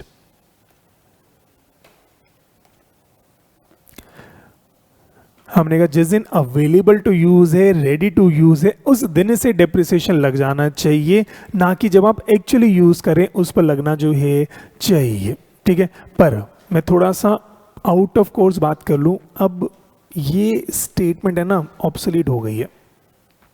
लिखवा तो दिया, पर किसी बच्चे ने डाउट पूछा भी नहीं। अब ये स्टेटमेंट काम की नहीं है। फाउंडेशन ही याद कर लो, हल्का सा इशारा कर दिया था। गाड़ी पर डेप्रिसिएशन, गाड़ी पर डेप्रिसिएशन किस दिन से लगेगा, 1 मार्च, जिस दिन मेरी गाड़ी तैयार है। लिखवा तो मैंने दिया, इस दिन से डेप्रिसिएशन लगेगा। मैंने कहा जिस दिन गाड़ी तैयार है उस दिन से डेप्रिसिएशन लगेगा, ना कि जब मैंने गाड़ी यूज़ करी तब लगेगा। पर प्रैक्टिकली अब ये स्टेटमेंट की अहमियत अब ख़त्म हो गई। पहले ये स्टेटमेंट थी और मुझे उम्मीद है ये कुछ सालों के बाद ये स्टेटमेंट हट जाएगी। ये स्टेटमेंट, या ऐसे मान लो ये स्टेटमेंट काम की है जब मैं मेथड यूज़ कर रहा हूँ SLM, जब मैं मेथड यूज़ कर रहा हूँ WDV। ये स्टेटमेंट वहाँ काम आती, और ये अब ट्रेडिशनल मेथड हो गए। लेटेस्ट मेथड आपको बताए थे फाउंडेशन में कौन सा है। अगर मैं किलोमीटर बेस्ड डेप्रिसिएशन चार्ज कर रहा हूँ या मैं मशीन आवर रेट चार्ज कर रहा हूँ, फाउंडेशन कुछ कुछ तो याद होगा, इंटर में भी करेंगे।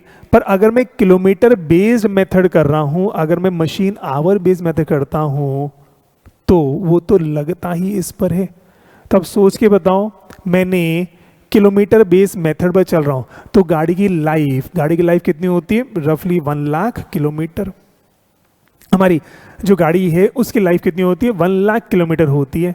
अब आप सोच के बताओ, मैंने 1 मार्च को मैं गाड़ी खरीद कर लाया, 1 मार्च को गाड़ी खरीद कर लाया हूँ, मैंने पूरे मार्च गाड़ी चलाई ही नहीं, तो मैं तो इस महीने डेप्रिसिएशन कितना लगेगा, निल। कहने को आज से लगाऊंगा कितना, निल। इस महीने अगर मैं 10,000 गाड़ी किलोमीटर चलाता, तो मैंने कहा फिर जो भी गाड़ी की कॉस्ट है डेप्रिशिएट कैसे करूंगा, उसके हिसाब से। ठीक है, तो इसलिए मेरे को आपको दोनों बातें बतानी है। ये स्टेटमेंट अब सिर्फ उन मेथड पर है जहां फ्लैट डेप्रिसिएशन लग रहा है। कौन कौन से मेथड फाउंडेशन में याद करो, SLM लगेगा, कौन सा दूसरा, WD। एक मेथड और बताओ, सम ऑफ ईयर डिजिट मेथड। वो तो क्या था, एक सिस्टम है, फिर गाड़ी चलाओ ना चलाओ उसके हिसाब से। और ये स्टेटमेंट कब काम नहीं आएगी, मशीन आवर रेट मेथड पर। और कौन सा हो गया, आउटपुट मेथड पर। मशीन में हमने आउटपुट बेस पढ़ा था, यूनिट बेस पढ़ा था, मशीन आवर पढ़ा था, किलोमीटर पढ़ा था। तो जहां पर आपका लगी एक्चुअल प्रोडक्शन पर है, एक्चुअल आउटपुट पर है, एक्चुअल आवर पर है, वहां पर ये स्टेटमेंट जो है काम नहीं आती। ठीक है, तो मेरे माइंड में दोनों चीजें हैं। मैं आपको एग्जामिनेशन का भी पढ़ा रहा हूं, पर उससे ज्यादा इंपॉर्टेंट है क्योंकि 1 साल के बाद आपको ऑफिस जाना है, ये आपका मेन एक एरिया है। और मैंने शायद आपको बताया भी था, अभी तरीका यही है। इस समय इंटर में आपके कितने सब्जेक्ट हैं, 6 सब्जेक्ट हैं।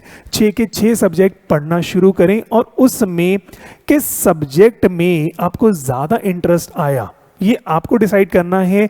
उसमें आपको अपना करियर जो है बनाना है। तो अगर आपको अकाउंट्स की ऐसी कंसल्टेंसी मज़ा आ रहा है कि हाँ सर ये बड़ा अच्छा लग रहा है, तो आपके माइंड में क्लियर है मुझे अकाउंट्स में, अकाउंटिंग कंसल्टेंट में अपना काम जो है करना है। ऐसे अगर आप टैक्स पढ़ रहे हैं और आपको लगा टैक्स में, टैक्स की कैलकुलेशन में मेरे को मज़ा आ रहा है, उसका मुझे कंसल्टेंट बनना है, वो आपका एरिया जो है हो जाएगा। अगर आप लॉ पढ़ रहे हैं, कंपनीज एक्ट में अगर आपको इंटरेस्ट आ रहा है, तो आपने कहा मुझे कंपनी लॉ में जाना है, वो आपका एरिया है। ऐसे अगर आप जब कॉस्टिंग पढ़ रहे हैं, तो कॉस्टिंग में अगर आपको मज़ा आया कि यार मुझे एंटरप्रेन्योर बनना है, ऐसी कॉस्ट निकालने में मज़ा आया, तो वो आपका एरिया है। अगर आप FM पढ़ते समय फाइनेंशियल मैनेजमेंट में अगर आपको इंटरेस्ट आया, तो वो आपका एरिया। आप ऑडिट पढ़ते समय ऑडिट लगा, इनमें से जो सबसे ज़्यादा आपको पसंद आएगा ना, आर्टिकलशिप, उस फील्ड में आपको आइडियली करनी चाहिए। आर्टिकलशिप उसमें कहना, वो बाद में चर्चा जो है हम करेंगे। तो इस समय ये सिर्फ सब्जेक्ट नहीं है, ये आपकी ज़िंदगी इन्हीं चीज़ों पे रहेगी। क्यों?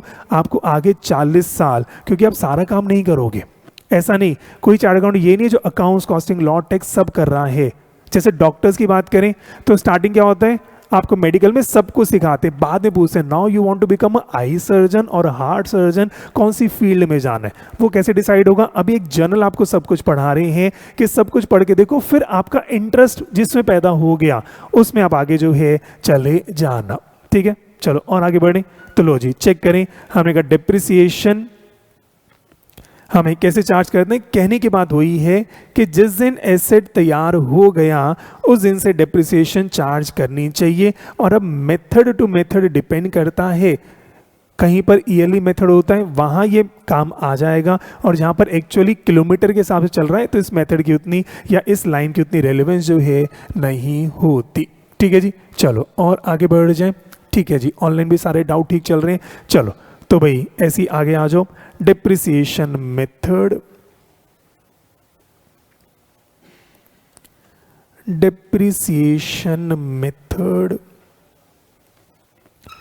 और कुछ डिप्रिसिएशन मेथड जो है मैं सब लिखवा देता हूं। पहला एसएलएम, ज़्यादा चर्चा नहीं करूंगा, फाउंडेशन में हमने कई घंटों पर इसमें चर्चा जो है करी थी। एक ही सवाल कराऊंगा, ज़्यादा सवाल मैं नहीं कराऊंगा।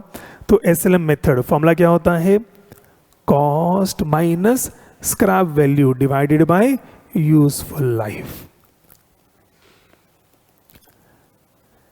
ऐसे ही दूसरा मेथड कौन सा होता है? WDV। दूसरा मेथड कौन सा होता है? WDV। और जल्दी से बताओ WDV का रेट, WDV का रेट कैसे निकलता है? फॉर्मूला अगर याद हो, 1 minus nth root of scrap value upon में कॉस्ट मल्टीप्लाई बाय 100। ये फॉर्मूला कैसे बने हैं सब कुछ फाउंडेशन में पढ़कर आए थे। फॉर्मूला का सॉल्व कैसे करते हैं सारा कुछ याद होगा। ये फॉर्मूला कैसे बना था, डेरिवेशन फाउंडेशन में करा दी थी। फॉर्मूला सॉल्व कैसे करते हैं सब कुछ हमने फाउंडेशन में सीख लिया है। इस पे 10-12 घंटे लगाए थे, पूरा चैप्टर था डिप्रिसिएशन। अब मान के चलते हैं ये आप पढ़कर जो है आए हैं। उसके बाद फिर आगे आ जाओ, अदर मेथड्स।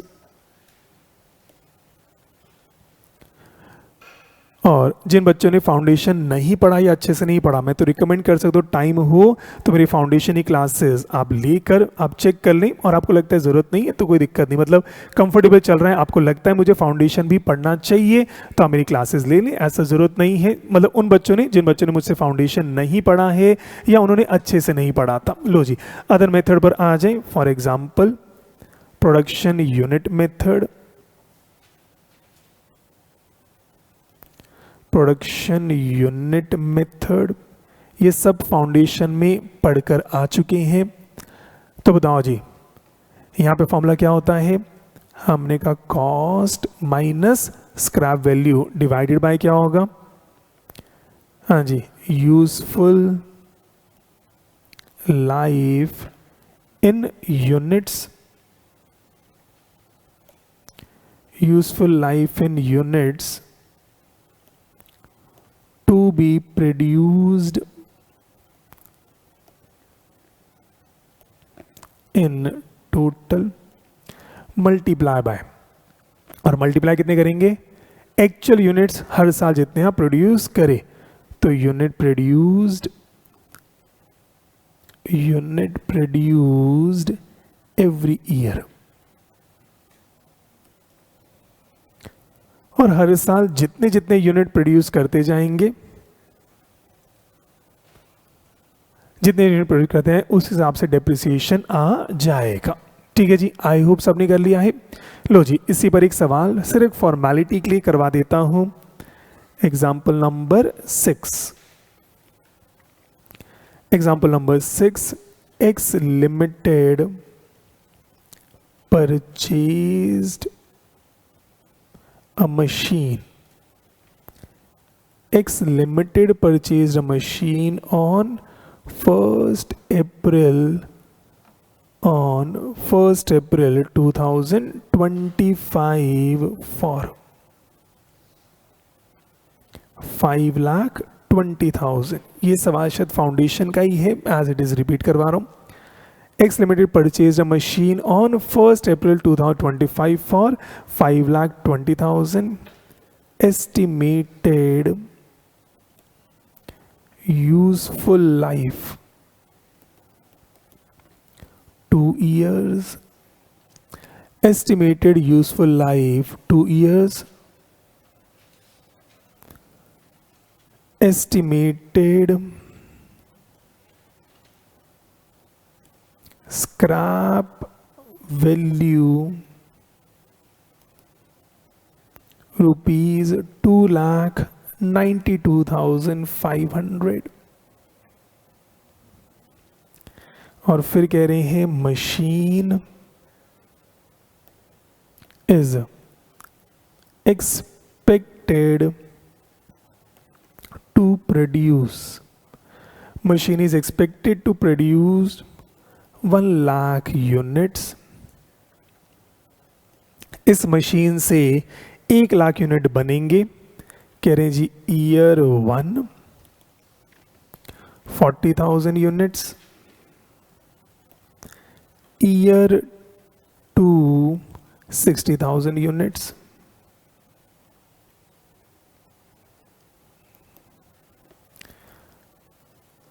और आपसे कह रहे हैं कंप्यूट. छोटा सा सवाल, इंटर में आने की पॉसिबिलिटी बहुत कम है क्योंकि फाउंडेशन में पढ़ चुके हो, पर आ सकता है, इसलिए मैं सब कुछ जो है करा रहा हूं. Compute depreciation, compute depreciation by above methods for both years. तो दोनों सालों के लिए सारे मेथड से डेप्रिसिएशन जो है आप निकाल कर बता दें. लो जी,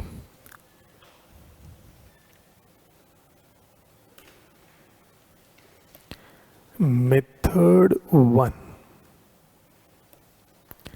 पहला मेथड SLM.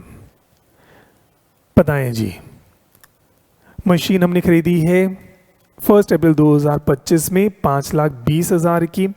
स्क्रैप वैल्यू 292,500 है. 2 साल की लाइफ है. तो SLM से डेप्रिसिएशन पर एनम निकाल के बता सकते हो.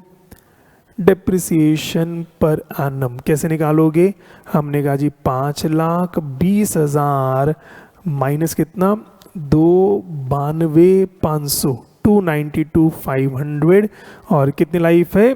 2 साल. तो बताओ जी कितना आ रहा है? 1,13,750, 1,13,750. ठीक है जी, 1,13,750 जो है आ जाएगा 1,13,750. तो भाई ईयर 1 में कितना? 1,13,750 और ईयर 2 में भी 1,13,750 जो है आ जाएगा. ऑनलाइन भी आंसर आ गया है, बहुत ही बढ़िया.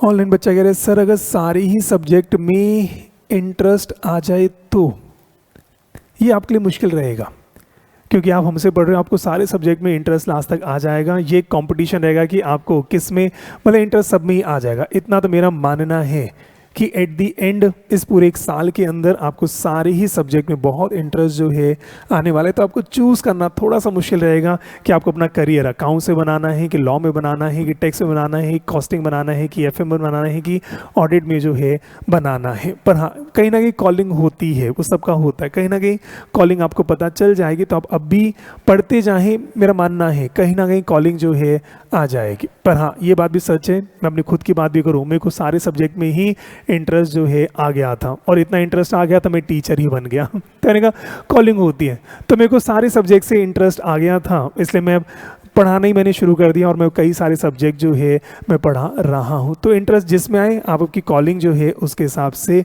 कर लेना. चलो एनीवेज आगे बढ़ो. मेथड 2. तो वही मेथड 2 कौन सा है? WDV. तो WDV का रेट अगर निकालना है तो रेट कैसे निकलेगा? 1 minus square root of scrap value कितनी है?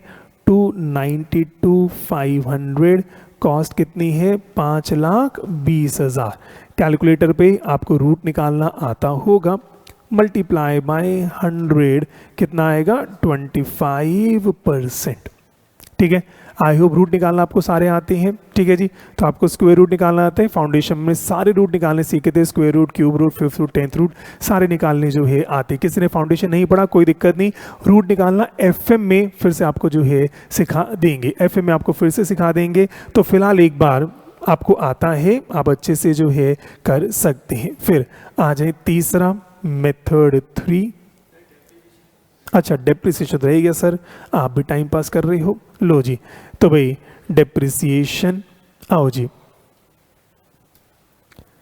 डेप्रिसिएशन, लो जी ईयर 1, ईयर 1 में डेप्रिसिएशन किस पे लगेगा 5,20,000 का 25%। बताओ जी कितना 1,30,000। आपने कहा जी 1,30,000। और फिर ईयर 2, ईयर 2 कैसे निकालोगे 5,20,000 में से 130 माइनस कर देना, जो WDV आएगा उसका 25% करना है, तो कितना 97,500 जो है आ जाएगा। 97,500 जो है ये आपका जो है आ जाएगा। कंफर्टेबल है, चलो और फिर आगे आ जाओ मेथड 3। लो जी method 3 production unit method, production unit method. लो जी आए जी मेथड 3। लो जी, तो भाई ईयर 1, हाँ जी प्रोडक्शन यूनिट मेथड ईयर 1। तो लो जी कैसे निकालोगे, हमने कहा 5,20,000 डिवाइड बाय 292,500, कितने यूनिट प्रोड्यूस करने हैं 1 लाख, मल्टीप्लाई बाय कितना है 40,000, मल्टीप्लाई बाय 40,000 91,000 जो है आ गया। और ईयर 2, ईयर 2 फिर से कैसे निकालोगे 5,20,000 माइनस 2 92,500 डिवाइड बाय 1 लाख गुना में 60,000, कितना जी 136,500 जो है आ जाएगा। और देखो यही टॉपिक कुछ महीने पहले आपको कितना मुश्किल लगता था, अब ये बच्चों वाली चीज़ें जो है आ गई। मैं धीरे धीरे वही है, जब फर्स्ट टाइम फाउंडेशन में पढ़ रहे थे तो इसमें आपको बहुत टाइम लगता था, और अब ये नॉर्मल सा हो गया। धीरे धीरे लेवल जब बढ़ता है ना, पीछे का सब इजी जो है आपका जो है हो जाता है। ठीक है जी, और आगे बढ़ जाए। और तभी सोचिए अब ये फाउंडेशन में टेस्ट कर चुके, इंटर में पूछने की प्रोबेबिलिटी कम है, पर आई से कोई भरोसा जो है नहीं होता, इसलिए सारा पढ़कर जो है चल रहे हैं। ठीक है जी, चलो और आगे बढ़े। और मेरे हिसाब से आज का आखिरी सवाल, एग्जाम्पल नंबर 7। लो जी आज का आखिरी सवाल, एग्जाम्पल नंबर 7। ठीक है जी, चलो तो भाई चेक करें।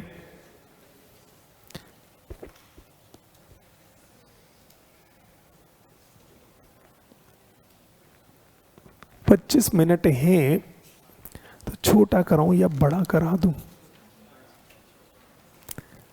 आपसे नहीं पूछ रहा, खुद से पूछ रहा हूं।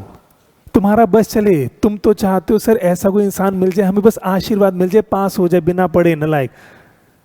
तुम पढ़ने की तैयारी में होते हो? बिल्कुल नहीं। कोई ऐसा मौका मिल जाए तुम्हें तो मेरे हिसाब से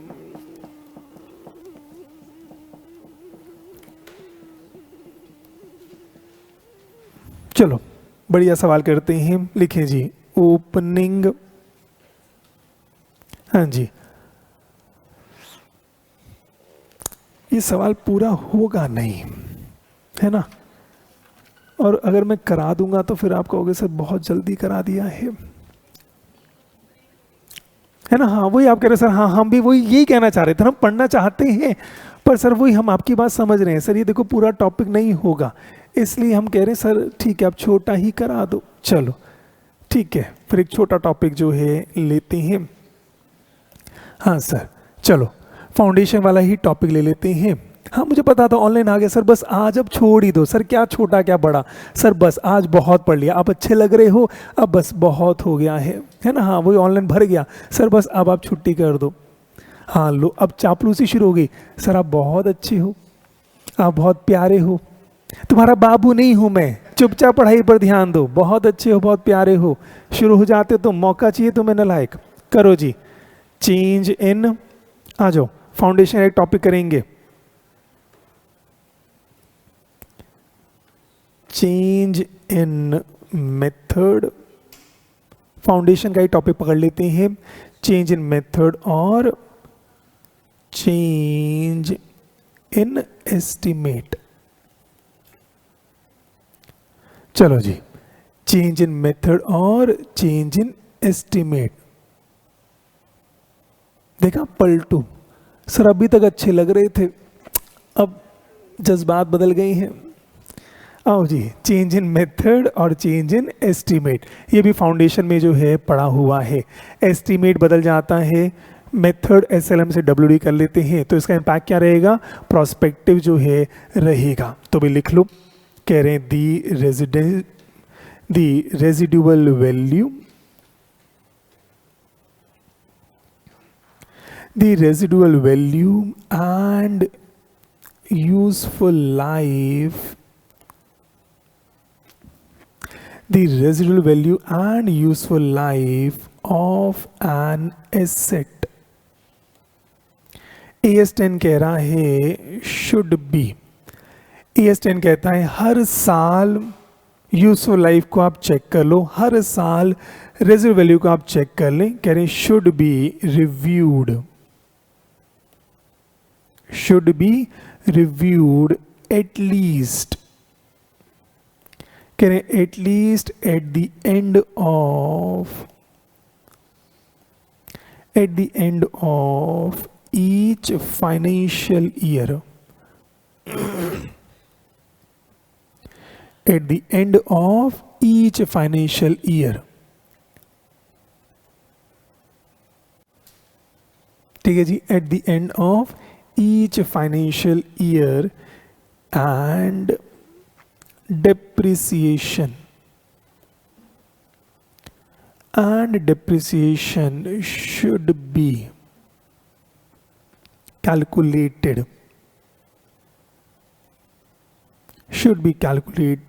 on the basis of such change,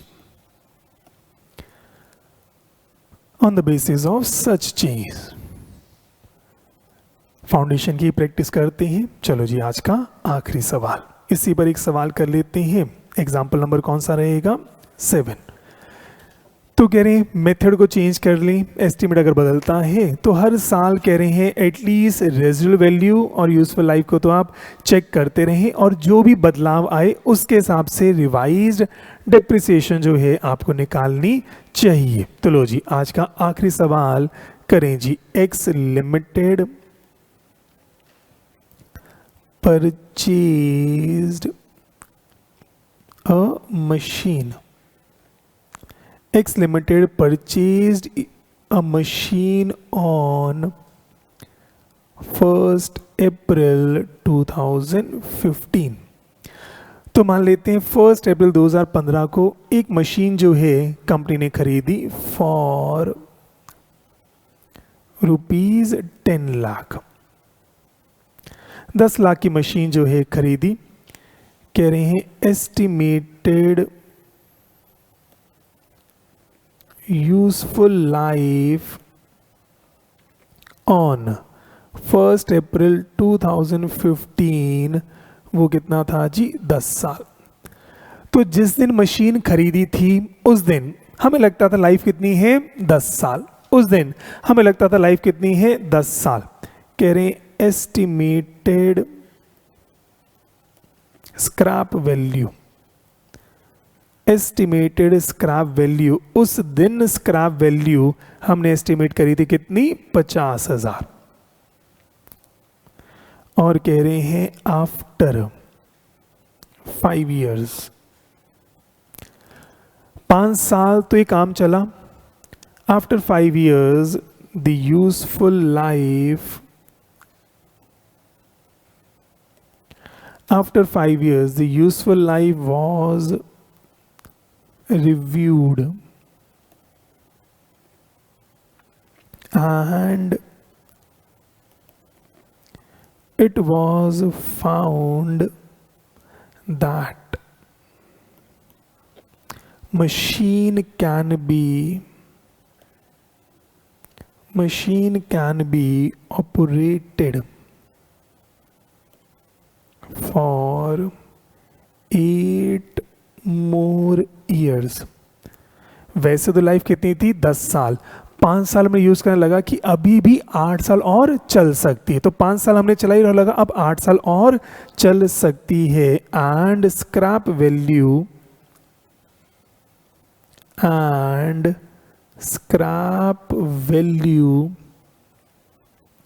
will be ₹20,000. और 8 साल के बाद, क्योंकि अब 2-3 साल और मशीन चलाएंगे, तो पहले 50,000 मिलने थे, अब 20,000 ही जो है मिलेंगे. लो जी, और आपसे कह रहे हैं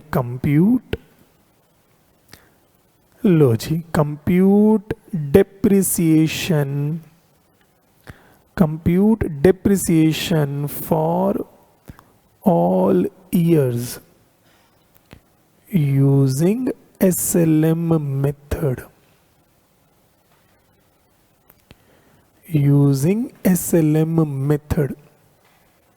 और कह रहे हैं हर साल. अब बताओ जी SLM मेथड से कितना डेप्रिसिएशन जो है लगेगा. लो जी, फाउंडेशन का ही सवाल है, मेरे को पूरी उम्मीद है आप कर पाओगे. तो डेली कोशिश वही है, थोड़ा सा इंटर का, थोड़ा सा फाउंडेशन, थोड़ा सा इंटर, थोड़ा सा फाउंडेशन, आप कंफर्टेबल जो है हो जाए. फिर धीरे धीरे और अच्छे अकाउंटिंग स्टैंडर्ड पर जो है आ जाएंगे. तो लो जी, डेप्रिसिएशन पहले हम कब निकालेंगे, हमने कहा जी ईयर 1 to 5. पहले 5 साल डेप्रिसिएशन कैसे निकलेगा, कितनी कॉस्ट है, 10 लाख. और इनिशियली कितना डेप्रिसिएशन था, स्क्रैप वैल्यू कितनी थी, 50,000. और लाइफ कितनी थी, 10 साल.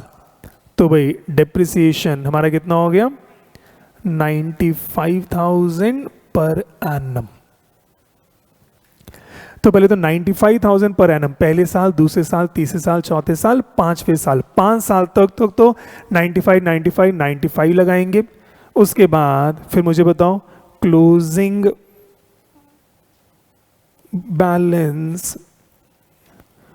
Balance at the end of 5th year. हाँ जी, वो कितना आएगा, हमने कहा जी 10 लाख की कॉस्ट थी, 95,000 का डेप्रिसिएशन 5 साल तक लगा दिया. तो बताओ जी कितना आएगा, 5,25,000, 5,25,000 सबका आ गया. तो भाई 5,25,000 जो है ये आपका जो है आ गया है. तो भाई अब मुझे बताओ फिर ईयर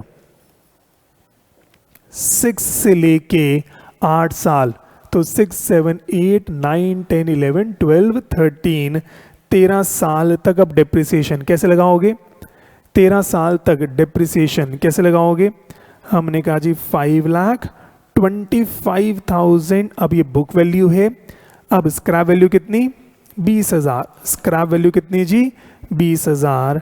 डिवाइड अब अपन करेंगे कितने से, 8 सालों से. डिवाइड करेंगे कितने से, 8 सालों से. तो कितना आएगा, 63,125 जो है ये आपका जो है आ जाएगा.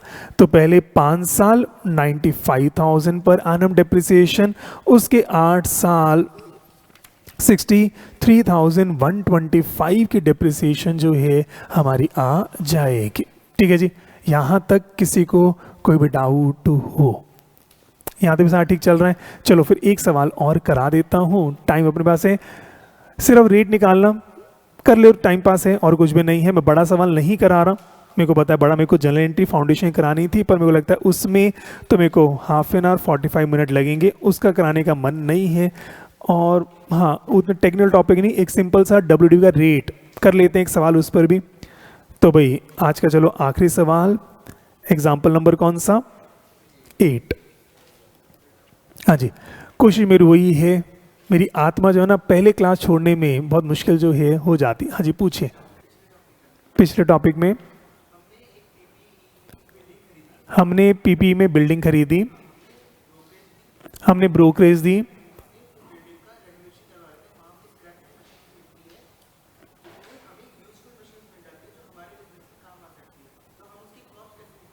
हाँ जी बताएं चलो। सर हमने एक बिल्डिंग खरीदी जिसके हमने ब्रोकरेज दी। हमने बिल्डिंग खरीदी मान लो 50 लाख की, ठीक है। हमने 1 लाख की ब्रोकरेज दे दी। हमने ब्रोकरेज दी 1 लाख। पहले बताओ ब्रोकरेज बिल्डिंग में ऐड होगा कि नहीं होगा? होगा। ब्रोकरेज हमने दी है, ऐड होगा, तो बिल्डिंग कितने की? 51 लाख की, ठीक है। बिल्डिंग के अंदर हमें एक मशीन मिलती है जो स्क्रैप होती है पर हमारे यूजफुल हो जाती है, वो बिजनेस में। बिल्डिंग के अंदर मशीन मिलती है मतलब? जो बिल्डिंग थी वो पहले पुरानी थी, तो उसके अंदर जो पुराना बिजनेस कोई होगा तो हमें उस पुराने बिजनेस की मशीन्स मिलती है। ओके, हमने बेसिकली बिल्डिंग के साथ में हमें फर्नीचर भी मिला। ऐसा होता है ना भाई, घर खरीदते हैं कई बार रॉ मिलता है, कई बार वेल फर्निश्ड घर मिल गया है, ठीक है। तो बिल्डिंग में हमें फर्नीचर भी मिल गया है, AC भी ऑलरेडी इंस्टॉल मिल गया है। तो हम उसकी वैल्यूएशन कैसे करेंगे फिर फर्नीचर वगैरह की? उसकी वैल्यूएशन कैसे करेंगे? क्या हमने ये टॉपिक पढ़ा है? हाँ, मैंने कंसोलिडेटेड प्राइस दिया। इसका मतलब अब आप कह रहे हो मैंने 51 लाख रुपए बिल्डिंग के प्लस AC के प्लस फर्नीचर के दिए, तो इसको एलोकेट कैसे करना है? इनकी फेयर वैल्यू के हिसाब से। क्या बिल्डिंग की फेयर वैल्यू पता चल जाती है? हाँ, क्योंकि ये बिल्डिंग अकेली नहीं है, आस पड़ोस की बिल्डिंग पता चलती है। तो कह रहे हैं जी इसकी बिल्डिंग की वैसे वैल्यू कितनी है? 48 लाख है। पर वो क्या कह रहे हैं, और होता ऐसे ही है, वो आप जब बिजनेस में जाओगे ना तो कहते हैं सर वैसे तो बिल्डिंग 48 लाख है, मैं 3 लाख रुपए AC फर्नीचर के जो है हर चीज़ नेगोशिएट होती है। पर मैं कह रहा इतना सोचने की जरूरत नहीं है, पर ये आप जब खुद जाओगे ना रियल लाइफ में पता चल जाएगा। क्योंकि बिल्डिंग है ना 1-1 लाख पर लोग पूछते हैं, तो कह रहे हैं सर देखो वैसे बिल्डिंग की वैल्यू कितनी है? 48 लाख, पर मैं आपको साथ में AC फर्नीचर सब कुछ दे रहा हूँ, ये सब कुछ दे रहा हूँ, उसके मैं 3 लाख आपसे एक्स्ट्रा जो है लूंगा। हमने जस्ट अभी एक प्रॉपर्टी इन्वेस्टमेंट में जो है खरीदी थी, वो यही था कि एक पर्सन जो है उन्होंने यहाँ से गुड़गांव शिफ्ट हो गए, ठीक है। तो उनका वेल फर्निश्ड उनका घर था, तो उन्होंने कहा सर मैं बिल्डिंग में, तो उन्होंने शायद दूसरा अपार्टमेंट ले लिया होगा, गुड़गांव में बड़ी प्रॉपर्टी ली, उन्होंने हमें बिल्डिंग जो है बेची है, हमने बिल्डिंग अभी खरीदी, रिसेंटली बात जो है खरीदी है, वेल फर्निश्ड थी। तो यहाँ वही बात थी, उसने कहा सर देखो आपको अगर ये AC चाहिए, और सवाल वही था सर आपको AC बेड सब कुछ चाहिए आप ले लो, नहीं तो सर मैं तो OLX से बेचूंगा।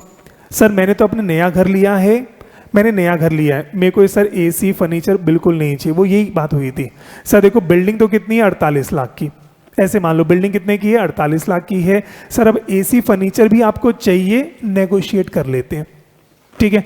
नेगोशिएट हमने करा, क्यों? उसने वही कहा सर देखो मैं AC तोड़ के लेकर जाऊंगा, आप नया AC लाओगे, इंस्टॉलेशन खर्चा आपका भी होगा, तो सर अब आपके ऊपर है। AC सर 6 महीने पुराना वाला है, ये फर्नीचर 2 साल पुराना वाला है, सबकी लाइफ एक्सेस होती है। तो इसलिए आप जो सोच रहे हो ना वो क्लास में बैठ के सोच रहे हो, रियल लाइफ में जब पैसा लगता है ना सब नेगोशिएट होता है। कौन कौन सा AC कितने कितने का है? वो कह रहे हैं सर ये AC 2 साल पुराना है, ये AC 4 साल पुराना है, ये तो इसी से 2 महीने पहले लिया था। हर कमरे का AC चेक करते हैं, सर ये फर्नीचर, और वो हम डिसाइड करते हैं भैया ये वाला AC नहीं चाहिए। वो कह रहे अच्छा ये 10,000 में ले लो, ये 5,000 में ले लो, सबकी वैल्यू हमें पता होती है, ठीक है।